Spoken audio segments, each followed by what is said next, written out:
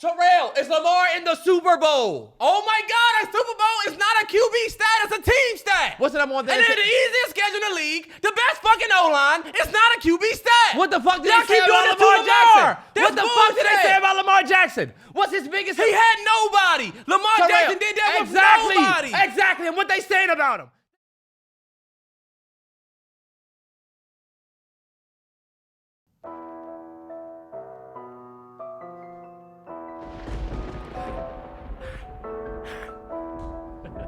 Can't say anything. I don't know if I can talk at the beginning. Straight.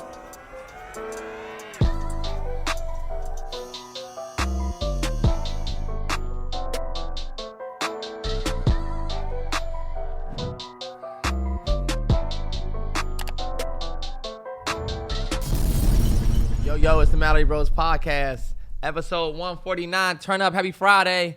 I hate that I'm wearing this hat. I hate it. I love the shirt that I have on. If y'all can see me, I love this shirt.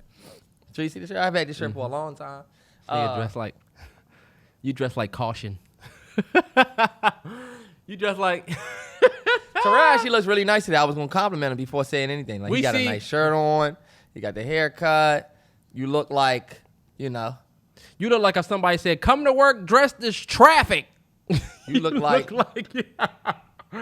you look like some shit that's I'm not having a good visual day. You dress like a lane departure warning. You dress like, oh shit, this lane closing. Let me put the blinker.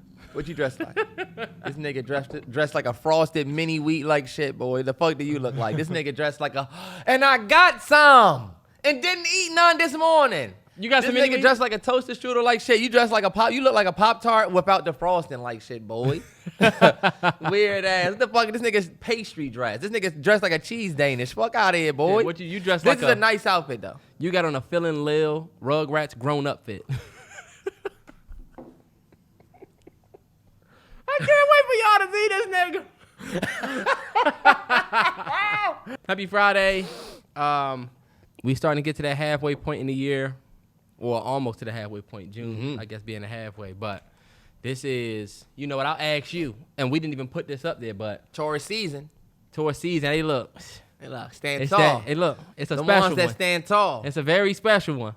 Hey, look. They say we hard to deal with, but that's because we just so much. You know what I'm saying? Sometimes you get too much in the package. You just return it and get the easy pack. You feel me? You fucked up and got intermediate. You fucked up and got expert level. You need a beginner. Here you go. Take a Pisces. Here you go. Take a Here you go. Take Pisces, a Capricorn. Dope.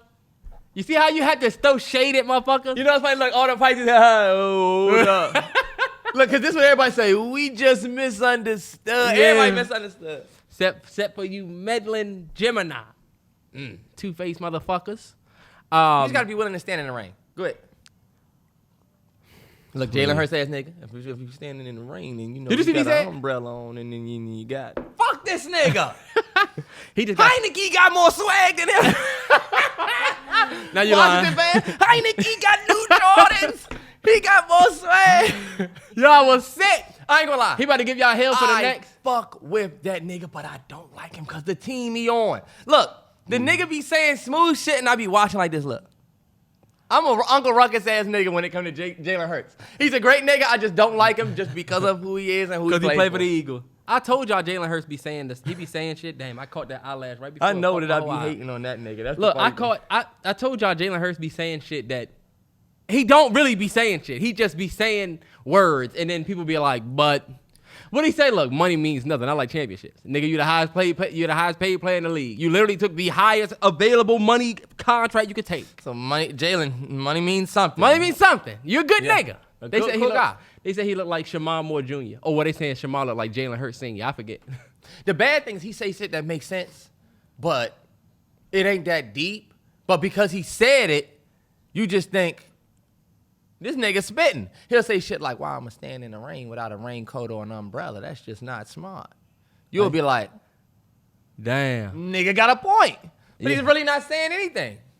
I ain't gonna lie. I'm happy for the nigga though. If he was my quarterback, I would fuck with everything that he's doing. So that's why I just know I'm a hating ass nigga. Mm-hmm. The nigga be talking, I'm like, nigga smooth. I like him. I can't wait to see what they do this shit because let me tell you, that team gonna look different. There's nothing worse than when y'all gonna look very different, Eagles. Okay, I'm just gonna shut up. What? I was gonna say, as a nigga, we know You know when you hating on another brother that's doing well for himself. It doesn't even matter. A dude could come to your job, you working at Domino's, this nigga come in and say, yeah, we got too large. He got a bad joint behind him. This nigga's clean. He got the shoes you was just looking at last night, and you'll be like, fuck this bitch. Look, instead of you giving him flowers, you like, fuck this nigga. And the way he asked for his pizza, he got me fucked up like I won't clutch him in front of his bitch. He thinks he's better than us? $16.99. Calm down, nigga. Look, I've been there, though, where you like, look, I'm hating on this nigga Jalen Hurts. All the girls be posting him. Jalen Hurts fine. Jalen Hurts is 90s men fine. I find myself like, look, really? Is he? And I'm like, Terrance, just you're hating on the nigga. Sometimes this don't have nothing to do with football, but I find myself like, nah, but if is he really 90s fine, ladies? That's the thing. If he was a Washington Commander and was never an Eagle, you would never have none of that hate. Mm-hmm. That hate is all rooted. I'd be for it. I guess he is 90s fine, ladies. That's how we Commanders players roll. What is a DJ's, and shout out to the kid that said this joke to the teacher. I don't know if y'all seen it. What is a DJ's favorite pizza sauce? It's going to have something to do with the every... Never.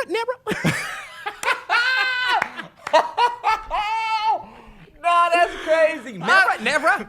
The kid said that shit. The kid said that shit's so perfect. All right, bet. Let's get to it. Y'all, I don't know if y'all know, but Terrance keep it so hot. You got the air on. At his crib. Huh? We got the air on. Yeah, but like, I mean, I shouldn't have wore this shirt. I feel like, you know how this fit, this is, to me, this was my LL Cool J into deep God fit. It ain't that hot, bro. Because your bony ass on a t-shirt. But this past weekend, Bony. I know he ain't talking to me. Look, you just should have just kept talking. I'd have just kept sitting. As soon as it's my go, I don't know who's bony, but this weekend, it was fight weekend. It was a dope weekend. Number one, spend it with family, watch the fight. Me and Terrance have been talking about this Ryan Garcia Tank fight for over a year. And then when it got announced, it was like, damn. And came quick. It came quick, yeah. Because you know what? It seemed like he just fought Rolly in like January. He's fought twice this year. He fought the balls light-skinned nigga. Right. He fought a Dominican dude in January. He fought Rolly in like what, September? Last year. Bro, he been rolling. You gotta put respect on his name. He is. He definitely the face of boxing, if you ask me. I would say so. Everybody's tuning into his next fight. I like Gervonta Davis. I just wanted him to lose. I didn't want him to lose because you talk so much shit.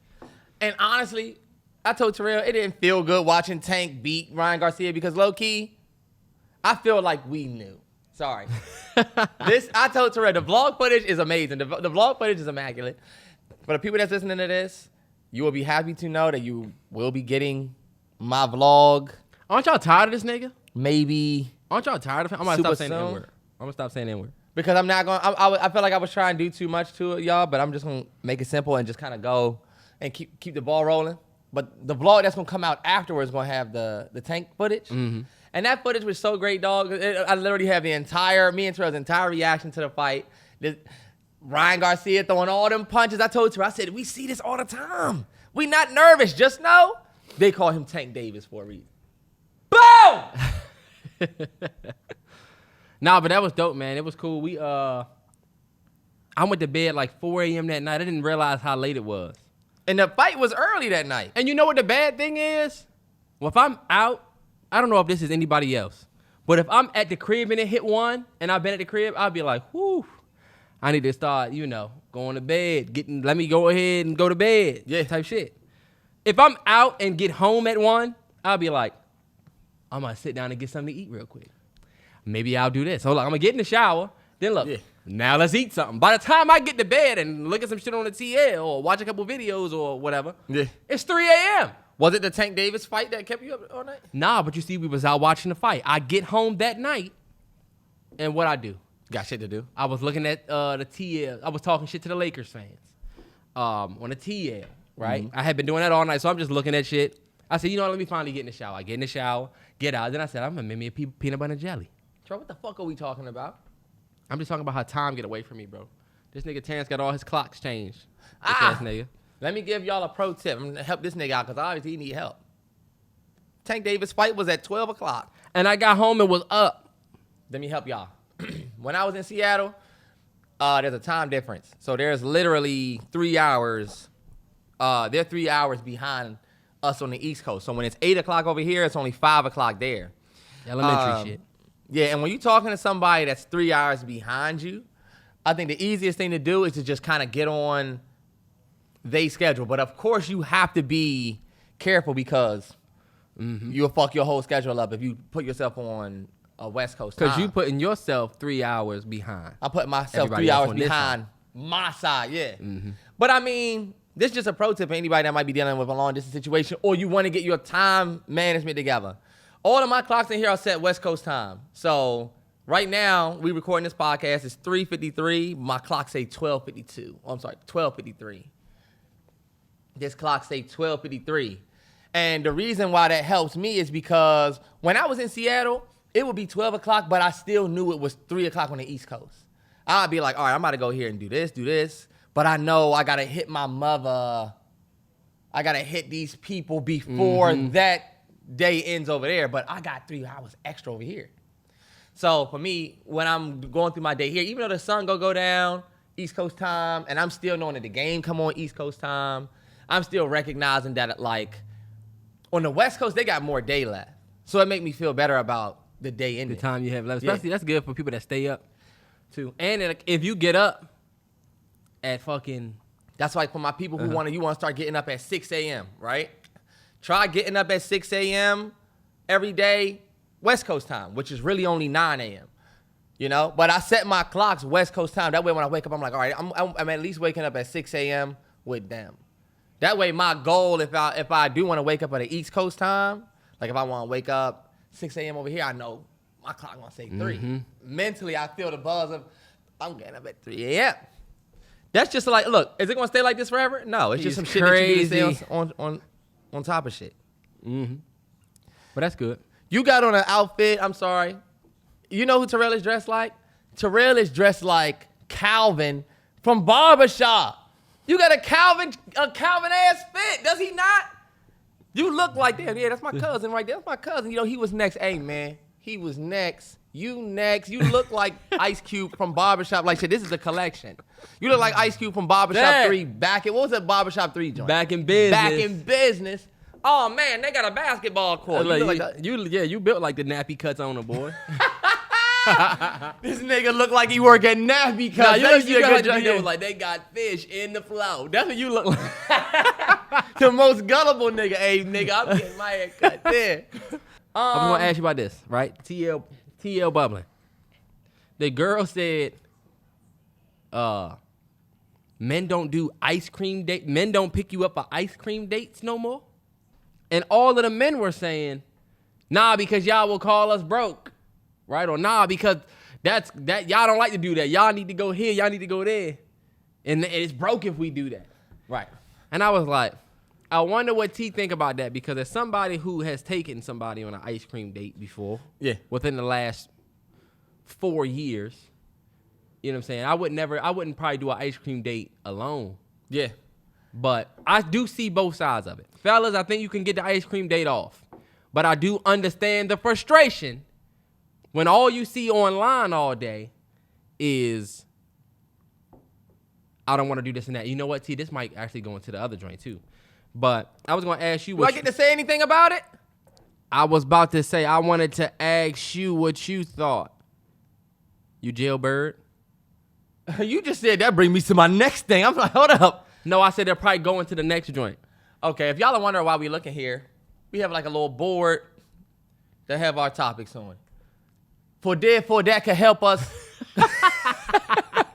Anyway, I do think we don't live in a time period anymore where it's like what we grew up seeing. And I think a lot of people have requests and expectations that are based around a life that we don't even exist in. It's almost like birds. It's almost like pigeons watching the lives of like swans or like some other bird, and they think, I'm supposed to be able to fly and just pick up a fish. Like, yo, that's not you. Like, that's not the life that we live. Like, an ice cream date is such a random thing. Go ahead. It's easy for me to think because you got wings, and I got wings, I'm supposed to be able to fly just like this. Like, I'm supposed to be able to fly just like you. Mm-hmm. You know? Yep. Damn, what is that? This nigga shedding. Go ahead. This nigga Dusty, he dropping stuff off of him. He's a mammal. Go ahead. But it's easy for me to look at your wings and think that I'm supposed to be able to fly like you. And the reason why I say that is because an ice cream date to me sound like some shit that used to be dope back in the day. Because I would come and I could come to your crib, meet your mom, take your hand, and we walk to the ice cream place. Uh-huh. If it's like that, okay. But I think when girls talk about men not going out for ice cream anymore, I think they really just talking about like, I don't think that they're talking about guys they don't know, y'all. I think you definitely, ice cream dates are definitely a thing, but like that's a date that you take your girl out for ice cream. You pick your girl up and you say, yo, I'm gonna take you for some ice cream. Y'all already together. Not That's what they saying that's not happening. It's not we don't even know each other and I'm gonna ask you out to get ice cream. No, fellas, this is the play. You supposed to take a girl out and then get ice cream or some shit. Mm-hmm. I did when maybe. Yeah, when I was on my player shit, we went to the movies, but we got ice cream first, and we sat on a bench outside. We went to the Cold Stone joint. Yeah, sat on a bench outside, ate the ice cream, then went to the movies. Mm-hmm. And I probably got popcorn or something back then. That's back in my peasant days. But That's back in when I used to get what y'all get. What are you talking about? At the movies. Oh, nah, this nigga's getting the ice cream sundae halfway through the film. This nigga's licking his wrist. Damn, it's coming down off his spoon. He's hitting his wrist because he's eating a fucking ice cream sundae while watching a movie. This nigga can't even see shit. You in that joint moving your plates and you can't even see. I don't know how you do that. Hey, look, this is what I was saying. Put enough butter on this. How you even see? How he see? I do not get that much, Terrance. He going down the steps with his plate because they got his order wrong. He got mid movie. He going down the steps with his plate. They forgot to put my green beans. Green beans. This nigga some green beans. This is what I'll say. Let me say this about the ice cream date. When it comes to ice cream dates, well, I'm in a silly ass mood. I don't know why, but when it comes to the ice cream date, fellas, and this whole discourse on the TL, it just kind of goes back, because I understand the guys that are saying, yo, this is what, because to be honest, if a man was to tweet, I'm trying to take somebody on an ice cream date, or women don't want to go on ice cream dates no more, that would be looked at as something that a lot of people would call broke. It's only because the girl tweeted it that it's not being looked at as a broke thing. But that is definitely something that they deal with. But this only exists in this social media world. The ice cream date is completely fine. They only gonna call you broke on the TL, where these people are not really dating. They're just here all pissed off at the same time. It's a melting pot of people pissed off about it. And that tweet also, Terrell, could be, and that's why I bring up the swans. You could literally be looking at swans because that girl could be talking about men who are in relationship situations. So, but like she's talking about the swans or the pigeons? I'm saying you a pigeon looking at the swans talking and thinking, what pigeon can't buy ice cream? But that's the thing. Nobody's saying that. She said men don't do ice cream dates anymore, and you got a lot of single men who are like, y'all don't fuck with ice cream. Y'all gonna call us broke if we take y'all for ice cream. But I don't think that when she tweeted that, she was tweeting to single men who are dating women. I think she was talking about the men who are already with somebody. Terrance. But you see, she ain't add that context. Hey, look, I'm just giving you my perspective. You adding context that was not there. She said men or niggas or something. This is what we all do. Instead of, you know how they say if the shoe fit? We don't do that these days. Now we squeezing our foot in it. Yep, it fits. Bitch, you got me fucked up. Hold up. That's what nobody does that anymore. Nobody stays quiet anymore. And that's why I said, yo, she could have just simply been saying, yo, I've been talking to this dude for 3 months, and this nigga won't even take me out for ice cream.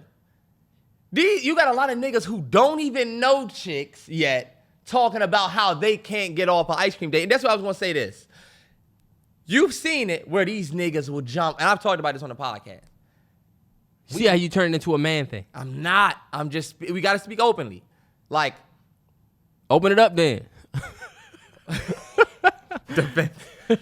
All I'm gonna say is one thing that I've seen my fellow brothers out here make the mistake and do is we jump from square 1 to 10. I know you've seen these little hinge joints that they post with bruh be like, why don't you come over and we chill and cuddle? Nigga, you don't even know her yet. Nah, yeah, that's so I'm thinking in this sense with ice cream date, you can't just really, you're not gonna meet a girl and ask her on an ice cream date. You catching yourself up. Because let me ask you I wouldn't meet a girl and ask her out for ice cream off the first date or off the first couple dates. That would just be something I would do if I knew her, is all I'm saying, y'all. But to the response that I think the guys would tell you is, if you was if this same chick that said men don't do ice cream dates no more, yeah, if a man hit you up and want to take you for ice cream, she probably gonna fuck with it. You probably gonna say no. Nah, she probably. Or y'all, that would be looked at universally, not universally, but in the larger conversation, yeah, they've been seeing that has been determined as something broke niggas do. I mean, Shorty didn't even want that. Well, that was a completely different, but the horse and carriage situation. The horse and carriage situation. You gotta know the girl that you fucking with. Nah, okay. Let me just say this, ladies. If y'all listening, listen to this, fellas.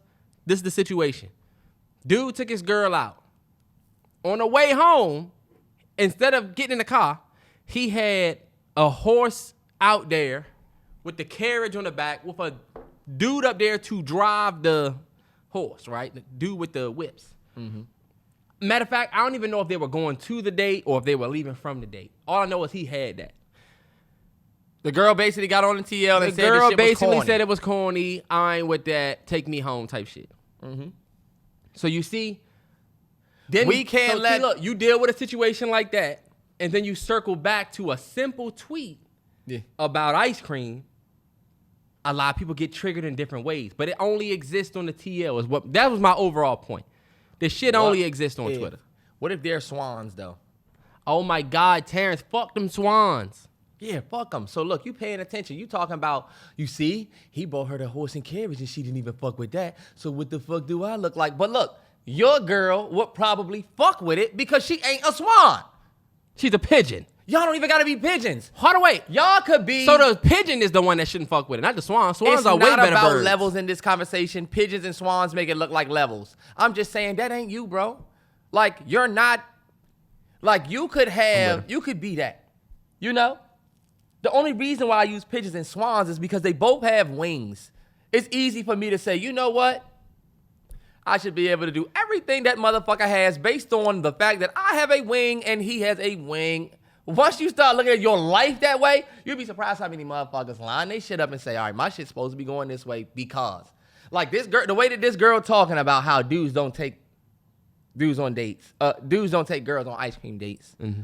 Is, to me, it's the same way that girls could be like, wow, niggas don't get horse and carriage, niggas don't like that. Like, nah, yeah. We could always point to how when we try that, this goes wrong. And that's why I said, damn, we just be pointing at a bunch of situations that don't even be us. Like, you would take your girl on an ice cream date, right? 100%. Everything aside, you still believe in ice cream dates, right? 100%. Like, you would do it. Yeah. So to me, I think that lets you know, like, yo, of course dudes still believe in ice cream dates. Motherfuckers get on there. People just being triggered by all the other bullshit. That's my thing, yes. And that's why but y'all don't. I'm telling you, it's just and the only reason why I brought this whole shit up is to say that the social media discourse back and forth between men and women about what we're all looking for. I'm not even gonna lie. I was scrolling through my Instagram reels and I was like, damn, it's so much of this. Yeah. These relationship topic podcasts though, because we not that. Like we pretty much have fun for the most part. We not on here saying, me and you, two women that we brought on to say, why are women the way that they are? What are the statistics behind? We not doing that. Yeah. But those type of podcasts are becoming like sports podcasts. Where, yeah. There's a bunch of sports podcasts, which everybody has a different opinion. Even Cameron and Mace got a sports podcast. That to me is crazy, a sports show. Cameron and Mace. I think they show is dope though, because they could be doing anything else that other rappers are doing, but they don't have to be talking about sports. But again, everybody look at that a different way, but whatever. What? Man, you niggas are hip hop music legends. To me, y'all niggas on doing a show like Skip and Shannon just looks like, damn, what the world come to? But it's not. Would you rather them? You know how I feel about rappers and musicians becoming Oprahs and analysts. It's like y'all are the next level artists and y'all doing shit like this. Well, you know what I think? Really? All right. Nah, yeah, because it steps on the platforms of other people that are like I told Terrell, we watching Shannon Shannon Sharp interview Steve Harvey. Really? Do we really give a fuck? It was a great interview. But look, the Steve Harvey Earn Your Leisure interview was great. The Steve Harvey Breakfast Club interview was great. He dropped the same gems. Man, you gotta focus. Man, it's the same shit. These niggas is just Oprah. Oh yeah. Me and Terrell next week, we're gonna have Steve Harvey on this show. And he gonna be on this show saying the same shit. Cause you know what we gonna get on here and do, right? But everybody does. So Steve, you know what motivates you to make money and what motivates you to keep going? We really don't give a fuck. Because we done heard it before. I gotta listen to this nigga say it just on our platform. Look, you know, we know you heard this before, but for our listeners, you mean the same niggas who have showed up for all of Steve Harvey's shit. I watched, and I went through this when I was watching, when Nipsey Hussle passed away, I watched every single interview that nigga did. And I watched interviewers be so lazy and say, yeah, so you know, you sold what did they say? You sold a mixtape for $100? Nigga, I did that shit all the way back 2011. 2012, nigga. Hey, pussy nigga. Hey, how about we cut a little bit of the pussy ass nigga asked me the same question, nigga. Terrance, let's cut some of the N words. All right, my bad. Cut it. But we've watched some of these interviewers ask the same questions over and over again. That's a fact.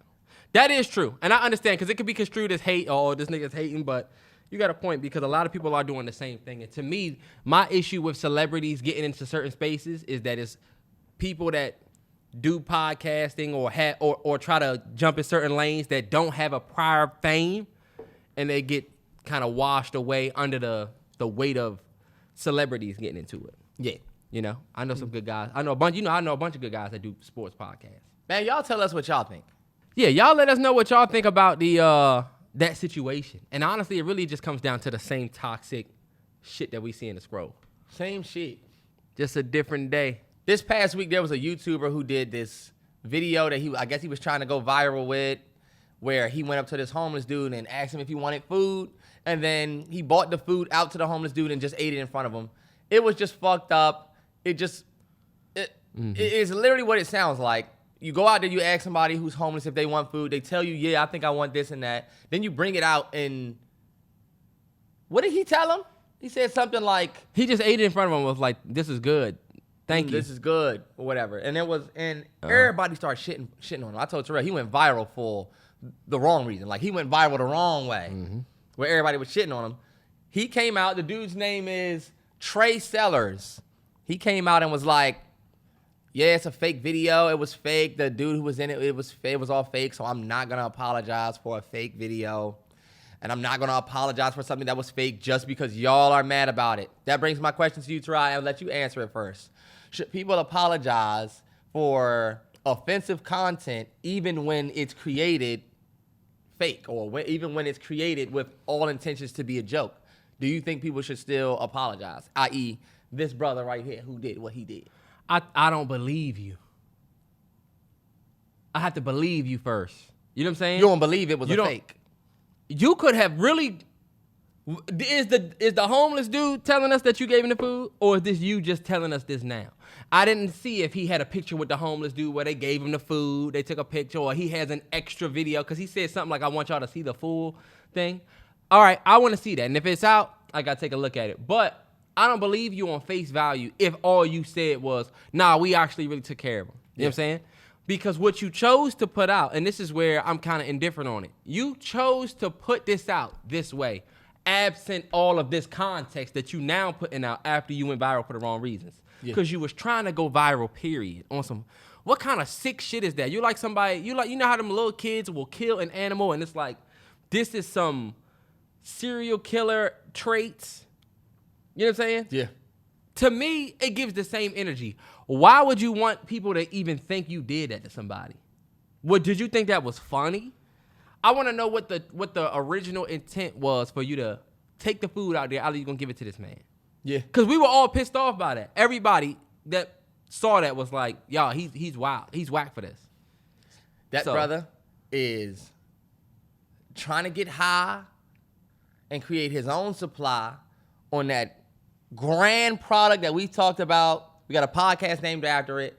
That new age crack rock, fiending, right? 100%. Nigga trying to go viral off some petty shit, and we've seen it happen. That's why this past week there was a video of Lil Pump coming out and saying, "Yeah, I just like so and so," and he's speaking on his life. I know y'all seen that video. He was wearing green, right? And he's like, "Yeah, I just feel happy that I get to take care of my family and stuff like that." Nah, nigga, fuck you. Sorry, you stood on stage with Trump.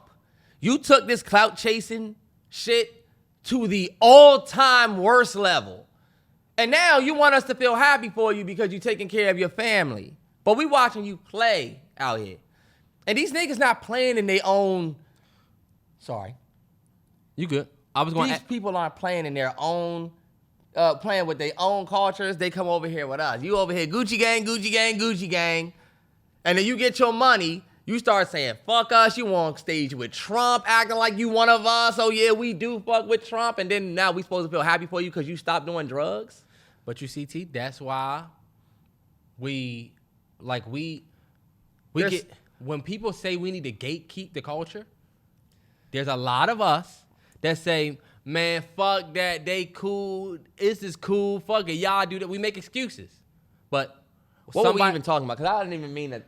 Nah, we were talking about clout chasing, especially with that dude. Oh, okay, yeah. But you're right, though, because we be giving people the platforms to blow up and then abandon. Lil Pump is a great example of somebody who used the culture. That's why what J. Cole said about him was 100% facts. Yeah. Like, he knew he wasn't going to be around. But he's an example of somebody that used the culture to take off. And then once you got to a point, you just left. Remember Miley Cyrus? Miley Cyrus blew up on Disney Channel. Then all of a sudden, she was fucking with niggas and making rap songs. And we was like, yo, she on some wild shit. Remember? Nicki carried her at the, whatever that was. And then look, she went back and now she got a #1 record again. Use the culture and dip. And that's literally what I was trying to say. Like, Lil Pump is an example of somebody who you come and you're a part of the culture and you just trying to pop for real. Like, the shit that you doing is not even legit genuine. Then you go through some shit and then you recover or whatever, and you want the culture that you were just kind of like exploiting. You want that same culture to feel sorry for you. Like this dude with this video. You come out and you're like, oh, yeah, it was a fake video. It's a fake video. I'm not about to apologize for that. And if you guys are getting upset about it, hold up. Like, to me, as a content creator myself, like, that's just, to me, that's not how you would handle a situation like that. Even if it was fake, we've seen it done before. If it's fake and then you get backlash, you're coming out as if we misunderstood you. Nah, yeah. Like, you coming out talking to us like you didn't do some fucked up shit. Like, people were saying, nowhere in the video did you say this was fake. Nowhere in the video doesn't even look like you laughed or that it was fake. So you can't talk to us like we should have known. Like, you should have came out and said, yo, believe it or not, y'all, it was a fake video. That guy's a great dude. I met him. Do you see the energy? You come out talking about, I'm not apologizing. That's why I'm like, you know what? If you make a video or a piece of content, people, and people don't bang with it, I think if you want to continue to build like a community of people that either support what you do or like what you do or just like you, that dude, you already did something that made you look like an asshole, and it was fake. So why come and be double asshole? Like, this was your opportunity to say, yo, we're just trying to make viral videos. I'm actually a great dude. Nah, yeah. He was great. It's no different than the people that do them, like, pranks and shit. I can't believe he came out like that. Yeah, you're right. But you know what? That shit is, I don't, what he did, what that is, that's wild. Just moving the needle. I did want to talk about Giannis and the conversation about failure. That was what we were supposed to talk about. Mm-hmm. So, just backstory. The Bucks got their ass bounced out of the playoffs in the first round.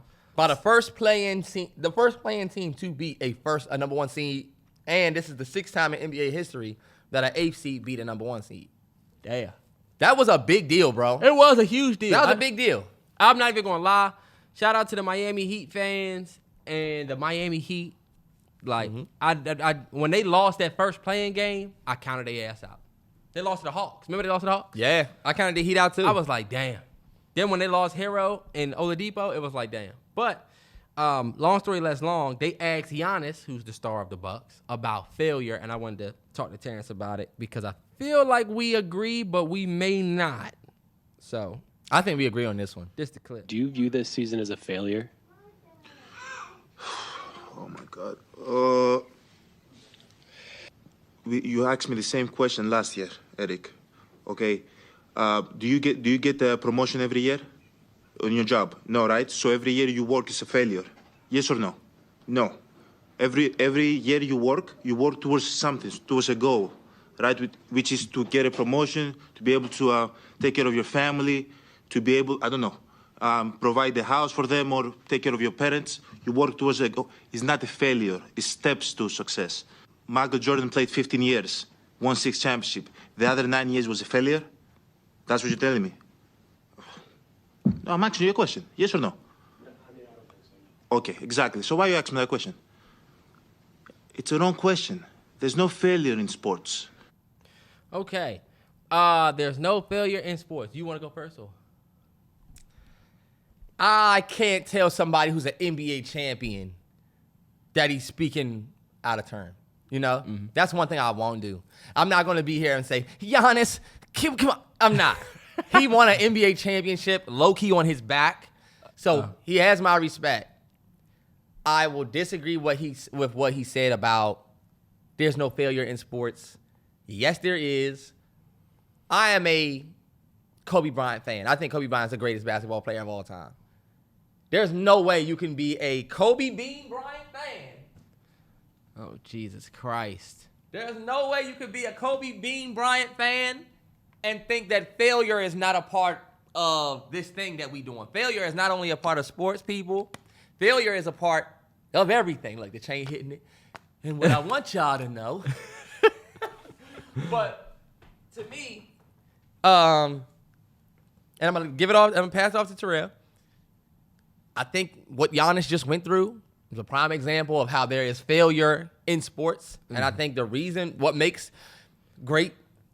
championship wins so great is moments like this. Like him saying Jordan played 9 other seasons. Was he a failure in them other seasons that he didn't win? Mm-hmm. And I think the 6 wins that he got felt the way they are, and they are looked at the way they are because of the fact that there were failures in between. Right. You failed.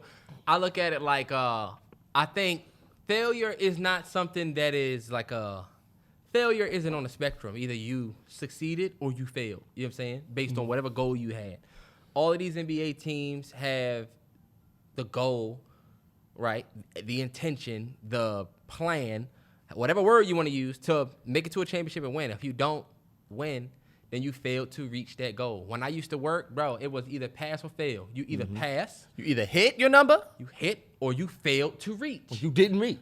So, but this is what I'll say also. Failure is not like failure is not a bad word. It is just something that happens to everybody. I want to fail so that I can succeed. You know what I'm saying? Mm-hmm. Like it is, like he was like, it's not failure, it's steps to success. And I do like the way he looks at it, but there is still failure. I think it's important to acknowledge when you fail. Yeah. Everybody that this is just a pro tip randomly. If you ever go to an interview and they ask you, tell me about some opportunities you had to or tell me about a time where you could have done better. Tell me about a time where you failed something. Mm-hmm. When you say, I never fail, I can't think of a time. That question is a trick question. They really try and see if you're going to be honest about when you weren't so great, because that's going to tell me as the employer how you going to take criticism when you don't do well. Or can you hold yourself accountable to when you actually made mistakes? Exactly. How can you hold yourself accountable? 100%. Because this is what y'all do when y'all get in that question. Terrell, you'll say, So name a time where you know you didn't handle things too well. You could have done better. You know what y'all do? It's crazy. I just most of the time people just everything is on me and I'm just handling everything. People just love me. I'm just such a likable guy. I can't even think about the last time I messed something up. It'll probably be one time that I just maybe came in late, but it's because I was just working on things before, trying to get things together, and showed up 2 minutes late. And guess what? That's the only thing I ever did wrong. Those be the ones that you hire them and they cannot take criticism. They can't take criticism or accountability at all. So, but I say that to say failure is 100% a part of like everything. You should, whenever you try something new, whenever you get ready to do something, you are going to fail at it. It's all about what you do after the failure that's important. I think it was important for Giannis in that moment. First of all, you bringing up Michael Jordan. Michael Jordan would tell you that, yeah, I failed them 9 seasons we didn't win a championship. What do y'all think Michael Jordan would say if he was asked, do you look at this season as a failure? Yes.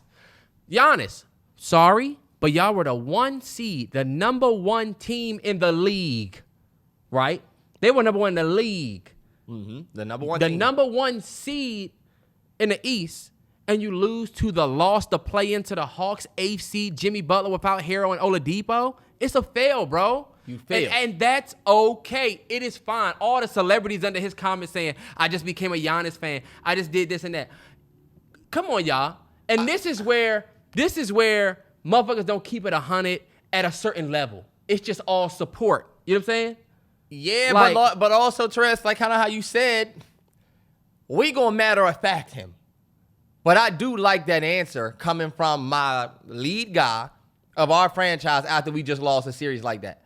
Because he's going to have to go home and face the reality that you're saying, that it is a failure. But I'll actually do, now on a flip side, because like this is the thing. I don't like him saying there's no failure in sports.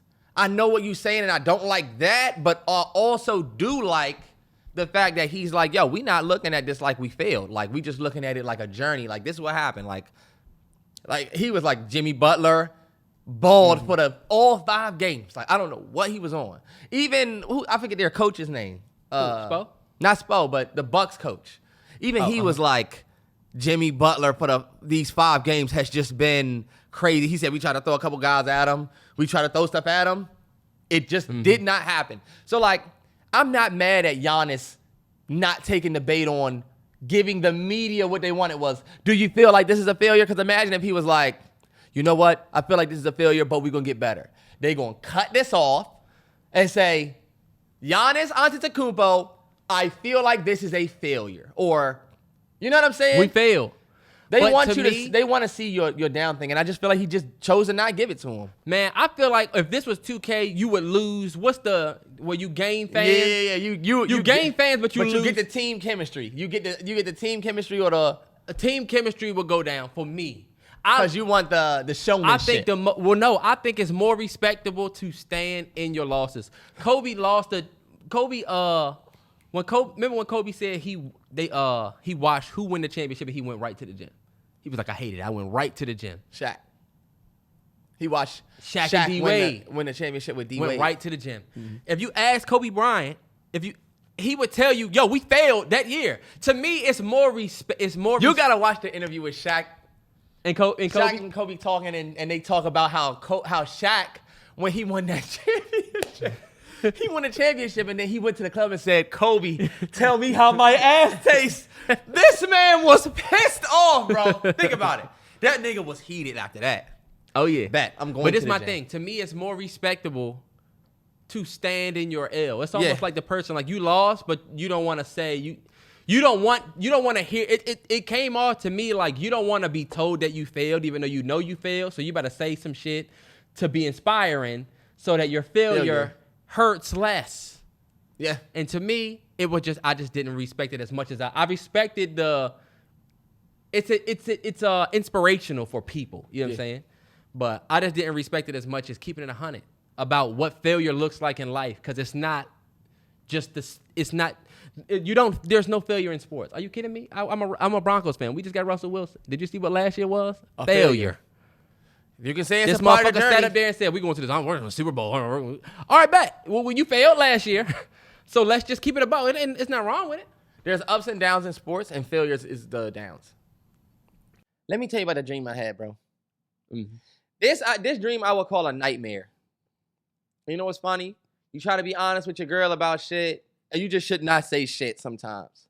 It's almost like it's almost like a girl coming up to you, right? Like, put it in this random situation. Man, I walked into the Fridays to get a table, and the girl was eyeing me.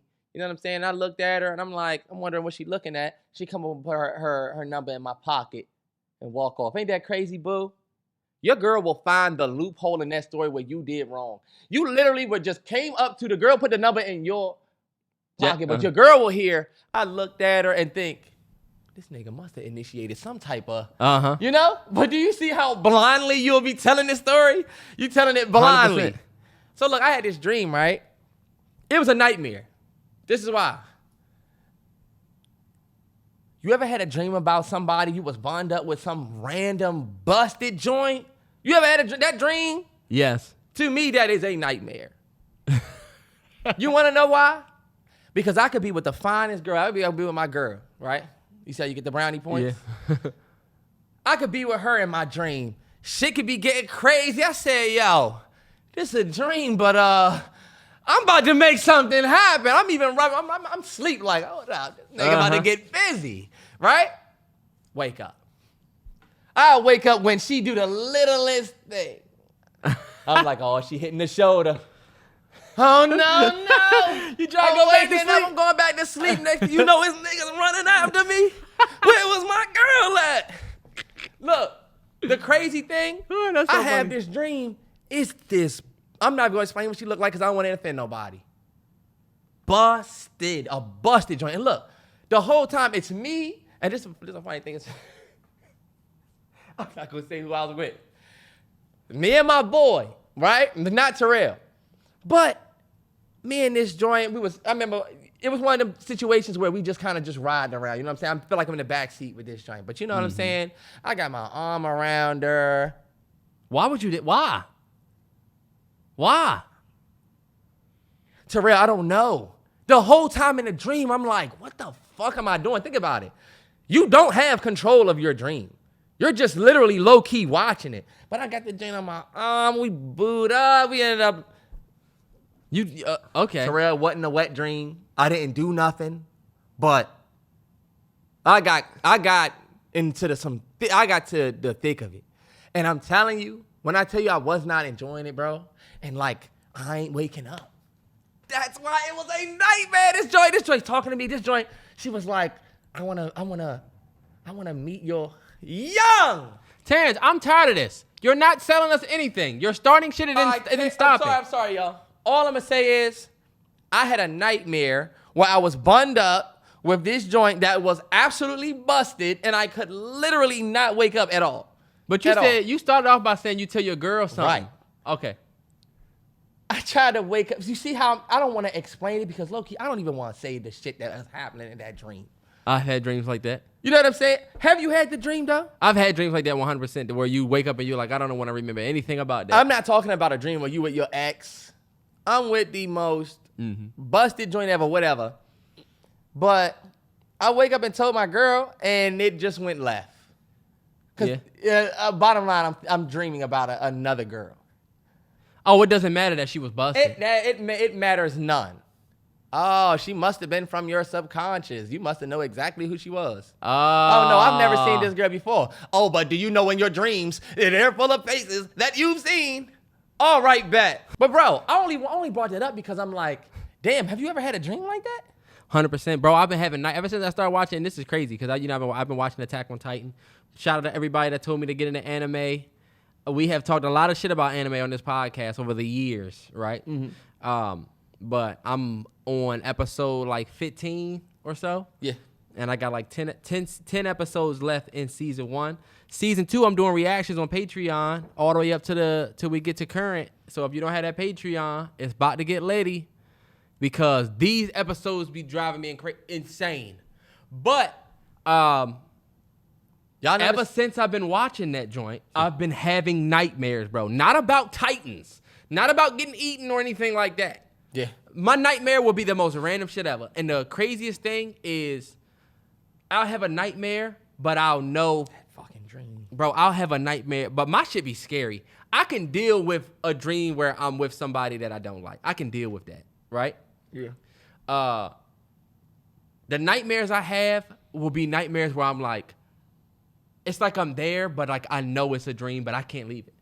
Like I'll say, like in my dream, me and you was helping this guy on some, we had a flat tire type shit, and I said, yo, we got a flat tire in the wrong part of town. So we honestly should just wait for AAA. Terrance says, fuck that, bro. We can change it. I said, Brody, we just way too hot. We probably should just lay low, XYZ.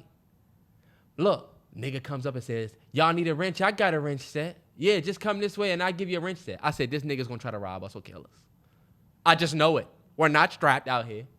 We're on our way back from somewhere. But in my dream, I told you in my dream, I said, this is exactly how my dreams go, bro. He gonna rob us. But we were supposed to be talking about if you were having a dream about somebody. Nah, you said if you ever had a bad dream like that. But I mean a bad dream where you're fucking with somebody that you don't even fuck with. I mean, you definitely had the dream where you was probably with your ex or with some girl you used to talk to, and I'm not saying that was me. But I mean, for you, I know you had a dream where you might have been with somebody, and you're like, why am I having a dream that I'm with this 100%. motherfucker? I've never had a dream with somebody that I thought was a nightmare because of how they were. The reason why I say it was a nightmare because of the shit that was happening. You know what I'm saying? I'm gonna give y'all a little. Yeah, like you holding out. You know how somebody eating and they feed you something? They say, oh yeah, eat this, and then It's okay, so what happened?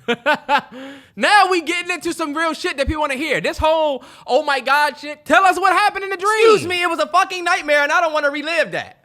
Well, why did you bring it up?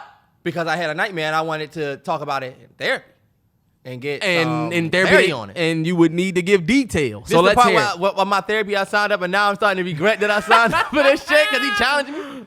Because I just want to talk about it. Maybe you're the problem. But look. What happened, Terrance? She fed you what? I forget what the fuck she was eating. All I know is she was just like, hey, eat, and I ate it off of her fork. First off, I'm that Was type- it hot? Okay, hold on, wait. I have Sir, I don't know what it detailed was. questions. Was it hot? Was I it don't- cold? Was it it ice cream like? It wasn't ice cream. Was it like rice? Was like I don't know what the fuck it was. Whatever. I think it was a funnel cake because, like I told you. So it was whatever. a funnel cake. Okay. I don't know what the So fuck it it was was. a funnel Terrell. cake. All I'm gonna Bet. say is, how you feel about that? I'm gonna keep it 100.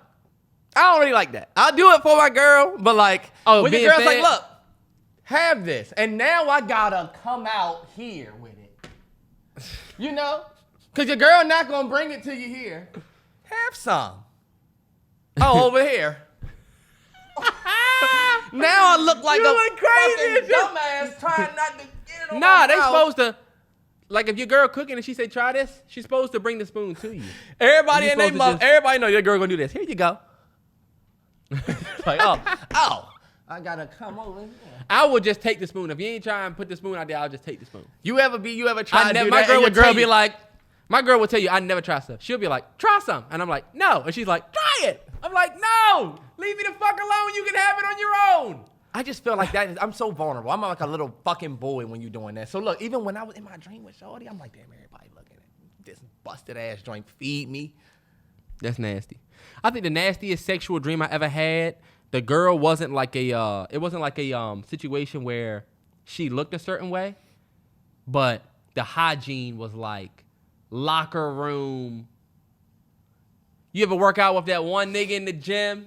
You might be on this joint, but he's on that side. And that nigga And moving. You smell yourself like, is that me? Yeah, I've had that dream.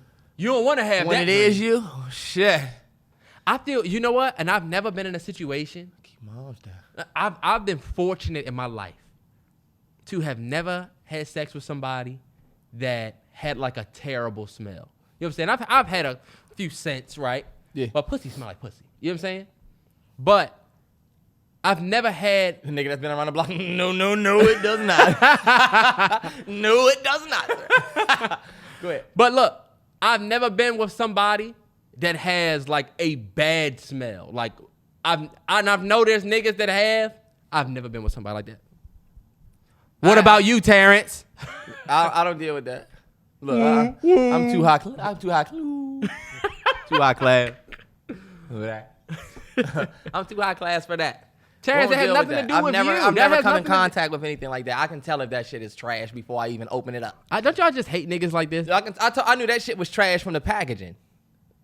Yeah, All we good on right. that. I know what's in that box. Everybody left. I'm good on that. This is when the whole crowd start getting up. Look, they sliding out the pew. Thank y'all for buying y'all tickets. See y'all next time. Look, it won't be a next time. You know what? I did want to ask you this. Let me ask you this. I was at the tropical smoothie, right? Yeah. And I don't know if you know what they doing at the drive-thru. Remember, we got drive-thru. It's a tropical smoothie drive-thru. It's not the one you walk in. But I asked this nigga to get me a tropical smoothie on the way here. This nigga came in with his tropical smoothie, drinking his tropical smoothie. did you not look in the freezer where I put your tropical smoothie? You got me a tropical smoothie? Yes! Bro? And I was wondering why this nigga's drinking coffee. Terrell, what the fuck? Where's my tropical smoothie at? It's What in you the talking freezer. about? When did you tell me it was in the freezer? Terrance, I said, What? I'm I drinking a text fucking you. cup of coffee. I text you and said, do you want And tropical I smoothie? said Bahama. You said, give me a Bahama Mama. I got you a Bahama Mama, put it in the fucking freezer when I got here because you was in your bathroom. When did you tell me that you And put I it in there? said, See? it's in the freezer, bro. Get it before it, Terrell, I don't want that chalk ice bullshit. That's not a smoothie no more. So you mean to tell me I wasted my money? You did waste your money, and you wasted your money by coming in here and not telling me that I had an ice cream smoothie in there and I didn't even have it. Terrance, you gonna drink that. You gonna drink that smoothie. Terrell, I'm not Oh, drinking it's gonna that leave with bullshit. me. This nigga came and put my smoothie in the freezer. What the fuck? Because I thought he was gonna come out and get it. So he didn't tell me.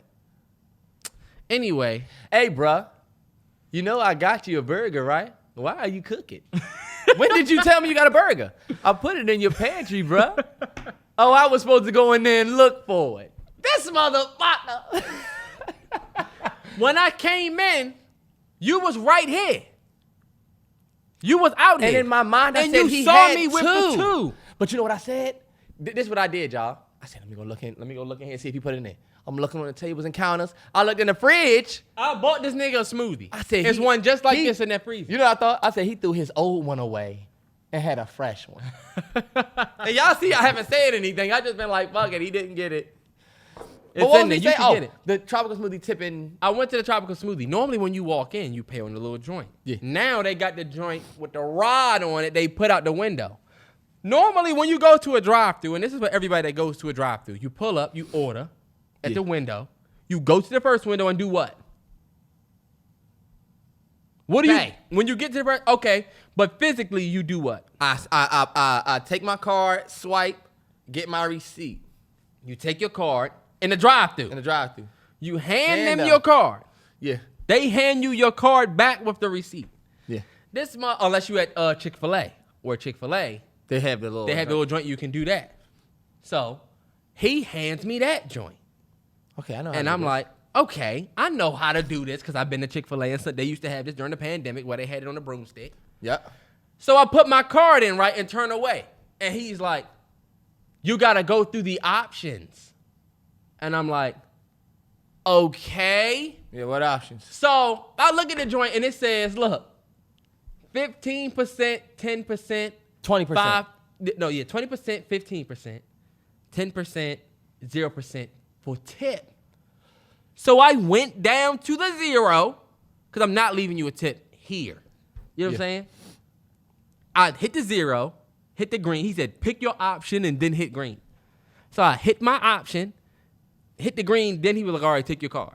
Yeah. And I'm thinking, what the fuck? And it was a conversation we was having before about the tip system. Yeah. Right? Y'all still getting paid by the hour. You know what I'm saying? Like my server, or if I know somebody's getting paid off tips, I'm more inclined to tip. Like I actually tip very well because I served for 2 years, so I know the struggle. So I tip very well for servers, but now it's getting to the point where everybody asked me for a tip in the beauty supply store. I got 3 do-rags on the joint. You can leave a tip. Why would I tip you? You didn't even help. Y'all just up here on your phone ringing out. Yeah. Honestly, look, if you had a business, Terrell, you would have that in line. Because look, sometimes and I keep it 100 with y'all. Sometimes the principle that I'm living on will make me leave a tip just because you asked me. Sometimes I'm like, y'all are working hard in here, 5%. That little choice might take your business from one level to the next. It's the same as people charging for bags. Yeah, You know what it's I'm like people gonna have a problem with it. People gonna wonder, and I'll give you this story. When I went to the drive-thru with Candace and McDonald's, and we was on some terrible shit. We said, let's go to McDonald's. Let's go to McDonald's because Samari didn't want. He didn't want to go, and me and Candace was like, fuck it, we not gonna go. But once we dropped him off, she was like, let's still go. So we went to the drive-thru, and this dude was literally standing out there with a tablet, and he's putting the orders in on like this tablet because apparently their box was off. I'll tip you in that situation. But look, this is also the thing. He pulled up and was like, how can I help you? Then when I told him what I wanted, after he was like, hey, he was like, the whip looks sweet, bruh. Me and my prom date was thinking about getting this for our prom coming up this weekend. And we was like, hey, that's what's up. You excited? He was like, yeah. We was like, what color you? I don't know if we asked him what color he was gonna wear, but we just asked if he was excited, and he was like, yeah. And I was like, bro, that's gonna be dope. Like, enjoy your prom. And he was like, appreciate it and let us go. But I'm like, you know what? He didn't have to say shit to me. Feel me? This nigga is working outside. It was hot that day. And I'm like, he could, if there's any time for you to be short, what do you want? All right, go. Boom. But a situation like that, if I would have got to the window and saw 20, 10, 5, I'm going to think about my experience. And my experience could make me hit that 10 or that 20%. But is my tip going to go to him? Because I'd rather give him the money than pay this person who's logged in on this register. Because you Mr. Businessman who used to run a floor, you know what the business is doing, sir. That man out there doing that is the reason why your business gets a tip. And low key, is that money going directly to him? No, but he's doing what you want him to do for your business. You gotta think about it. I also used to work in a business where tips were illegal. If you got a tip, you had to give it to a manager, put it in a safe. Guess who didn't give a fuck about that? Right. Which means if y'all were giving a system where you could get tips at the register, your employees' experience that you have tailored them to make, Terrell, would work in your favor because they would be getting tips. It would just be generated electronically and it would be separated. And believe it or not, it would go back to them. Yes, it would. If I helped you in the back of the store and you go check out at the front, AKA I took your order right here on the pad to send to the dude at the register, he's the one that you doing a cash transaction with. Yeah, but Terrell, how do I ensure you're not getting the tip as the person out there? The business gets it. Remember when I used to work front end? If I had the best, if I give this lady great service, right? When she go home and says they have amazing service, that is for me, but I also reap the benefit of that. I just have to share it with my whole front end team. The front end team is good. So you're right. He's not going to get the individual tip, but his good service doesn't go completely unnoticed if I get to that window and hit the tip button. You're right. But now as opposed to asking people to tip individuals, because think about it. You go to TGI Fridays, you go to any restaurant, I'm not tipping Ruth's Chris. I'm not tipping Applebee's. I'm tipping the person who served me because it's going to their livable wage. Yeah. Now you asking people to tip corporations. Nah, you're right. It's almost like asking me to donate. Yeah. And that's where like I was like, I even started feeling bad. Like, should I have left him a tip? Then I'm like, no, because first of all, you didn't even make my shake. Yeah. You just the nigga up here waiting. But this is what I think, Terrell. Asking for tips. We need to bring somebody on this podcast that is behind the business side of that because I do think those electronic tips can go to the employees in some type of way. And like, I think that those tips are going to them. It just has to get broken down and then dispersed through their check, and it's probably tax and it's probably bullshit. Mm-hmm. Well, maybe you're right. Maybe it goes to everybody working that day. You know what I'm saying? You're 100% right in what you're saying, though. If this was a locally owned coffee shop that had a tip jar, I know putting my money in here is going to this locally owned business. Right. I'm not giving a tip to McDonald's. Yep. What's that coffee shop you went to out Seattle? The Station. But we went to a bunch of them. We went to Red Wing. We went to the Station. Well, think about it. Places like that where you ain't going to find one up the street 2 miles away. Or they're planning on opening their next, like a DMV Iron. If DMV Iron had a tip jar in there, I feel good. Like, yo, I'm helping this gym spread. Like, or even just this gym. You definitely do feel better tipping the local on the come-ups than the fucking tropical smoothie. Y'all got an app. Y'all got commercials. Y'all don't need no fucking tips. That's what I'm saying. And that's where like a coffee shop like the one that you went out to out there, I would be more inclined because I don't want people to think I'm not a tipper. I tip too well. Yeah. Way too well, if you ask me. I'm thinking about how, like, at Panda Express, they'd be like, do you want to donate to Children's Hospital? No. Hell no. Y'all wanna already know made why? y'all donation. Yeah, we got the scoop on that. Y'all already made y'all donation, and now you just try and spin that check and get it right back. And you know what? Pro tip for the fellas. The way you treat your server is a huge, huge, huge green or red flag for the woman that you with. Ask the ladies. But that's for anybody, Terrell. The way the man treats Women the and server. men. Oh, yeah. Oh, but go ahead and get in your bag what you saying. But you know, as a man, you going to be the one that's supposed to be leading that convo. You know what I'm saying? Or creating that environment because you're the one that invited her on a date 9 times out of 10. But the way you treat the server is very, very important. 100. If you an asshole to the server and you trying to be on some player shit, you on your Calvin shit, yeah, fuck out of here. Yeah, you could bring that. Yeah, trust me, you gonna work your way right up out of some pussy. Yeah, and honestly, to me, my pro tip for the fellas when it comes to the waiter, like my girl is the type to just order everything. He'll have this, and I'll have this, and we both gonna have this and that. I ain't asked her to do that shit. She just does that. And at first, you know how as a man you get a little ego trip. Let me order. I actually don't want cheese. Imagine that. Let me order the food next time. Look, because I'm a man and I need to do this to feel like a man. And honestly, I'm not that dude. So in a situation like that, see, this is why. A lot of men need that man trip. I need to open the door, sit her down. And say, we're going to have the empanadas and 2 strawberry lemonades. Why are you talking like a civil rights? Because that's that's how y'all be on the inside. You trying to get your shit off instead of just ordering. So your girl order now, all of a sudden, your girl ordering her own food, and even food for you is this ego strike. You sitting there wondering if you a man or not. That's why I'm saying, with a waiter or a waitress in a situation, we'll think, I got to be the one to order. I got to be the one to say everything because I'm the man. No. And you can still impress, especially on first date, you can still impress your girl with the waiter without ordering anything. I'm going to tell y'all how. Just be, and this is maybe just who I am, I'm just not afraid to talk to the waitress as if you are not even here. Like, okay, bet. So let's say we at an American restaurant and I want to get mashed potatoes, random. Instead of me saying, yeah, so I'm going to get the steak with the mashed potatoes. Yeah. Like, you just look nervous. You know?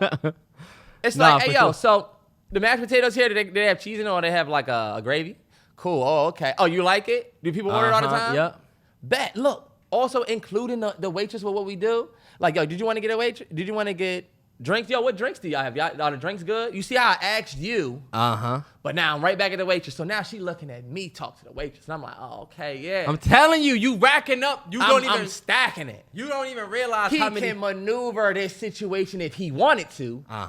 But he let me order everything because that's just what I did. But you know what? I still let her order. Like, I am the type. I'm not gonna lie. I am the type. There are certain things that my girl knows I have to do. I have to open the doors. I gotta open your door. I don't ever like the sidewalk shit. I never want to get caught lacking by a 40-year-old. You know what I'm saying? Why is your woman walking on the wrong side of the curb, brother? Yeah, I don't ever want to get like you. Never gonna catch me. You know what I'm saying? Never. But also, my girl tell you the first time we went on a date, with the Mike's, favorite spot. But look, we was there for so long, and I knew our server was ready to go. He had bust all his tables, whatever. But we just having a conversation. You know how it is, fellas, when you go on a date and you having that bomb-ass conversation, and neither of y'all really want to leave. Or, you don't want to leave yet because you're nervous because you know what's coming next. Y'all remember that? When you didn't want the date to be over because you know the kiss is coming? Let's see if we can go look over here real quick because I'm still nervous as shit. Let's see if we can go look at this. Look at this. No, dead ass. You trying to go to the Cold Stone? Oh, just straight home? Shit. Hey, man, you talking about some young boy shit. See, at this point, I was 27. Yeah. So, we had been talking for so long. I knew my server was ready to go. I had called him over there, and I was like, I know we've been here rapping, but I promise I'm going to take care of you. Yeah. You know what I'm saying? Yeah. That level of control is like, she felt more comfortable. She ain't had to feel like, damn, we need to roll. And I took care of But now you talking about money. And we can't all do what you doing, and I don't like when people give advice like that. That's a fact. That's a fact. This You're nigga talking about money, and I don't think that that's fair. I'm not. And then when I didn't give him $500. Even though we were sitting there rapping, I told him I was going to take care of him, and that's all I had to but do. look, though. All right, But well, you see, look, some of us are just trying to take care of our half of it. That's the wrong way to do it. Is to come back to your girl and say, "Yeah, I told him." Nah. So you didn't do that in front of him. The server came over, and I was like, "I know you're probably ready to go." Terrell, that's a flex. You're flexing like But shit. I'm going to take care of you. But it's just letting you know that I'm going to appreciate your time. Okay, you know I got I'm not even trying to. It's not about money. I never you. said I'm going to give him this or I'm showing her the bill. Bringing him in front of your girl and saying I'm gonna take care of you looks away. It can. You gotta be careful, Terrell. So. As long as you're not trying to be so fucking chauvinistic about it, because I'm not. It's a scary thing to tell niggas to do that, because like you said, you don't want the nigga to say. I promise I'm gonna take care of you. Bro, if you on a date for 2 hours, 3 hours, y'all been in this restaurant. We sat in there from 6:30 to like 9:45, bro. Come on, bro. We've been in this man's section all day. I'm just thinking about if I'm the waiter. I mean, look, let's say your date is going. You know how niggas are when the date going good. This nigga's feeling himself and he's like, yo, yeah, I know we've been rapping. I'm going to take care of you. Fuck you, nigga. Hurry up and get the fuck up. Y'all see how this is a full circle get up moment? With your bitch and get the fuck up. I'm ready to go home, nigga. Y'all see how Terrance said in the beginning how he was hating on Jalen Hurts, right? This is full circle. He's a hating ass nigga. I'm hating because this nigga. He's really hating because my date going good. Yeah, so y'all know we've been sitting here for a while and you ready to go. Well, I'm going to take care of you. This nigga give me a 20. No. This nigga going to give me $20. No. Fuck out of here, nigga. You didn't want me to talk about money, but I didn't give the nigga $20. That's not enough. That wouldn't be enough to cover the 15%. I feel you. And I'm sure you took care of it, bro. All I'm saying and is it wasn't in no. and you making it seem like it was off some chauvinistic shit. It was looked not. like it when you said I had him come over. Nah, Terrance, I didn't shoot a nigga down. I told him because he was literally over there sitting on the wall. So what was you? Go ahead, continue. All I wanted to say is the way you take care of your server is a very important thing to the girl that you out with. The way you treat service people is important. Damn. What were we even talking about? We were just talking. I mean, I don't know. I mean, that's a good. Oh, we were talking about the tip system at one point. That's a good. I think that was a good pivot to that though, because it is a very important thing. It 100%. Hey, look, you gonna get with people too that just not gonna be that nice. Well, that's one thing I had to realize. I worked in customer service for years. You cannot expect everybody to be customer service fanatics. Everybody doesn't come from customer service. You know, one thing I know about my girl now. Nah. What? She wouldn't be good in customer service? I just know some people are not supposed to be working customer service, I don't think. I think she's great in customer. I think she's great in customer service. But you know, some people just like, all right, you know what? You shouldn't be working in customer service. You two, this could be. I feel like those people who are really with it are the ones who should be working. The ones who kind of just be doing it, you know what I'm saying? Those be the ones where it's like, if things go left, you're out of here. You're out of here, yeah. Yeah. Those be the employees where you're like, yo, it's nothing wrong with those people. Those people come and go. Yeah. And the bad thing is when you have that bomb-ass survey at one place, you go back to the same place thinking they all like that and get the... Like, we went to Founding Farmers, had this dope-ass server. Her name was Alicia. Shout out to her. I don't even know if she listens to this podcast. Probably doesn't. But she was great. She was like, this is the specials. These are this. This is really good. I was about to get this barbecue meatloaf, whatever they had. She was like, don't get that. Get this. Next time we went, oh, my God, it was a nightmare. She was like, you ever ask somebody something, what do you think about the, I don't know. I mean, I think it's good. People get it. I was like, oh, okay. Course of action, we back again. Hey, look, ever since we added course of action, a lot of people have said that they banged with it. They enjoy it. Y'all enjoy it. I'm glad that y'all enjoy it. It came out of the thin air, and I think it's definitely been a good addition to the podcast. 'Cause, I mean, everybody gets to play with it. You know what I'm saying? The people that y'all listening, and then us. So we got a couple today. Maybe we do 3, but we do got 2. Okay, yeah. And feel free to send us course of actions. We need them. We need them. We need them, and we will use them if you send them. You know what I'm saying? Because we be struggling to find them because they're just so randomized. Right. We like to get a lot of them because we want to get the good ones. Mm-hmm. All right, the first one. Course of action number uno. Numero uno. Numero uno. Your wife goes into labor with her kid, you and her kid, and on some House of Dragon shit, the doc comes out and says that there's been complications and you can only save her or the baby. You can only save one. And this is a situation that a lot of men have faced, old days and new. Yes, trigger warning. Trigger warning. Any of my folks dealing with a miscarriage or a loss. Why did it have to be with you? Just, Why does it have to be House of Dragon? because that was the most recent. We have no more milk of the puppy. We have no more milk of the puppy. We've given her all we can. Baby. They wasn't even doing that. They was having C-sections back then, and if they did a C-section back then, you wouldn't survive it because they just didn't have the fucking. Yeah. But you said what? What I save? Well, it's the. Oh, would you save your wife for the baby? The Saving wife my or babies? Saving wifey 100 times over. We can make another one. You know what I'm saying? And that's harsh, but I would save her. I think she would want me to save. You ask my girl right now, she would want me to save her. Yeah. We can make another one. Yeah. I don't know that. I know this woman. Yeah. I don't know this evil motherfucker that look like me. And look, This what if that motherfucker come out looking like another bruh? Oh, shit. That's such a fucking curveball. I'm glad I let her ass go. But That's so random. But- What I was gonna say. I wasn't gonna say that. I was gonna say, what if he grew up to be a fucking terrible person? that'd be your fault, single dad. Make it happen. There's been plenty of single mamas that made it happen. What's your excuse? What's your excuse? Nah, I would say my wife. Would you? I would say to my wife 100%. I'd say my wife 1,000,000 times over. And I think I'm not in the business of needing an heir to a throne. If I needed an heir, if it was something like that, like back in the day where you are looking for your bloodline to continue, otherwise without it, you are done, or your name ends, that'd be one thing. But to me, I don't know. I don't look at it like that. I would definitely be afraid to lose my lady. I would feel like she would be so pissed off with me in the afterlife knowing that I picked the baby over her. What? I can't go on vacation with the baby. I can't have, well, you know what I'm saying? I can't have a relationship with the baby. I still need to figure that out for my life. The baby going to get older, get married and all of that. And where am I going to be? That's why I was like, you know what? You're right. I do think you can make another one. Also,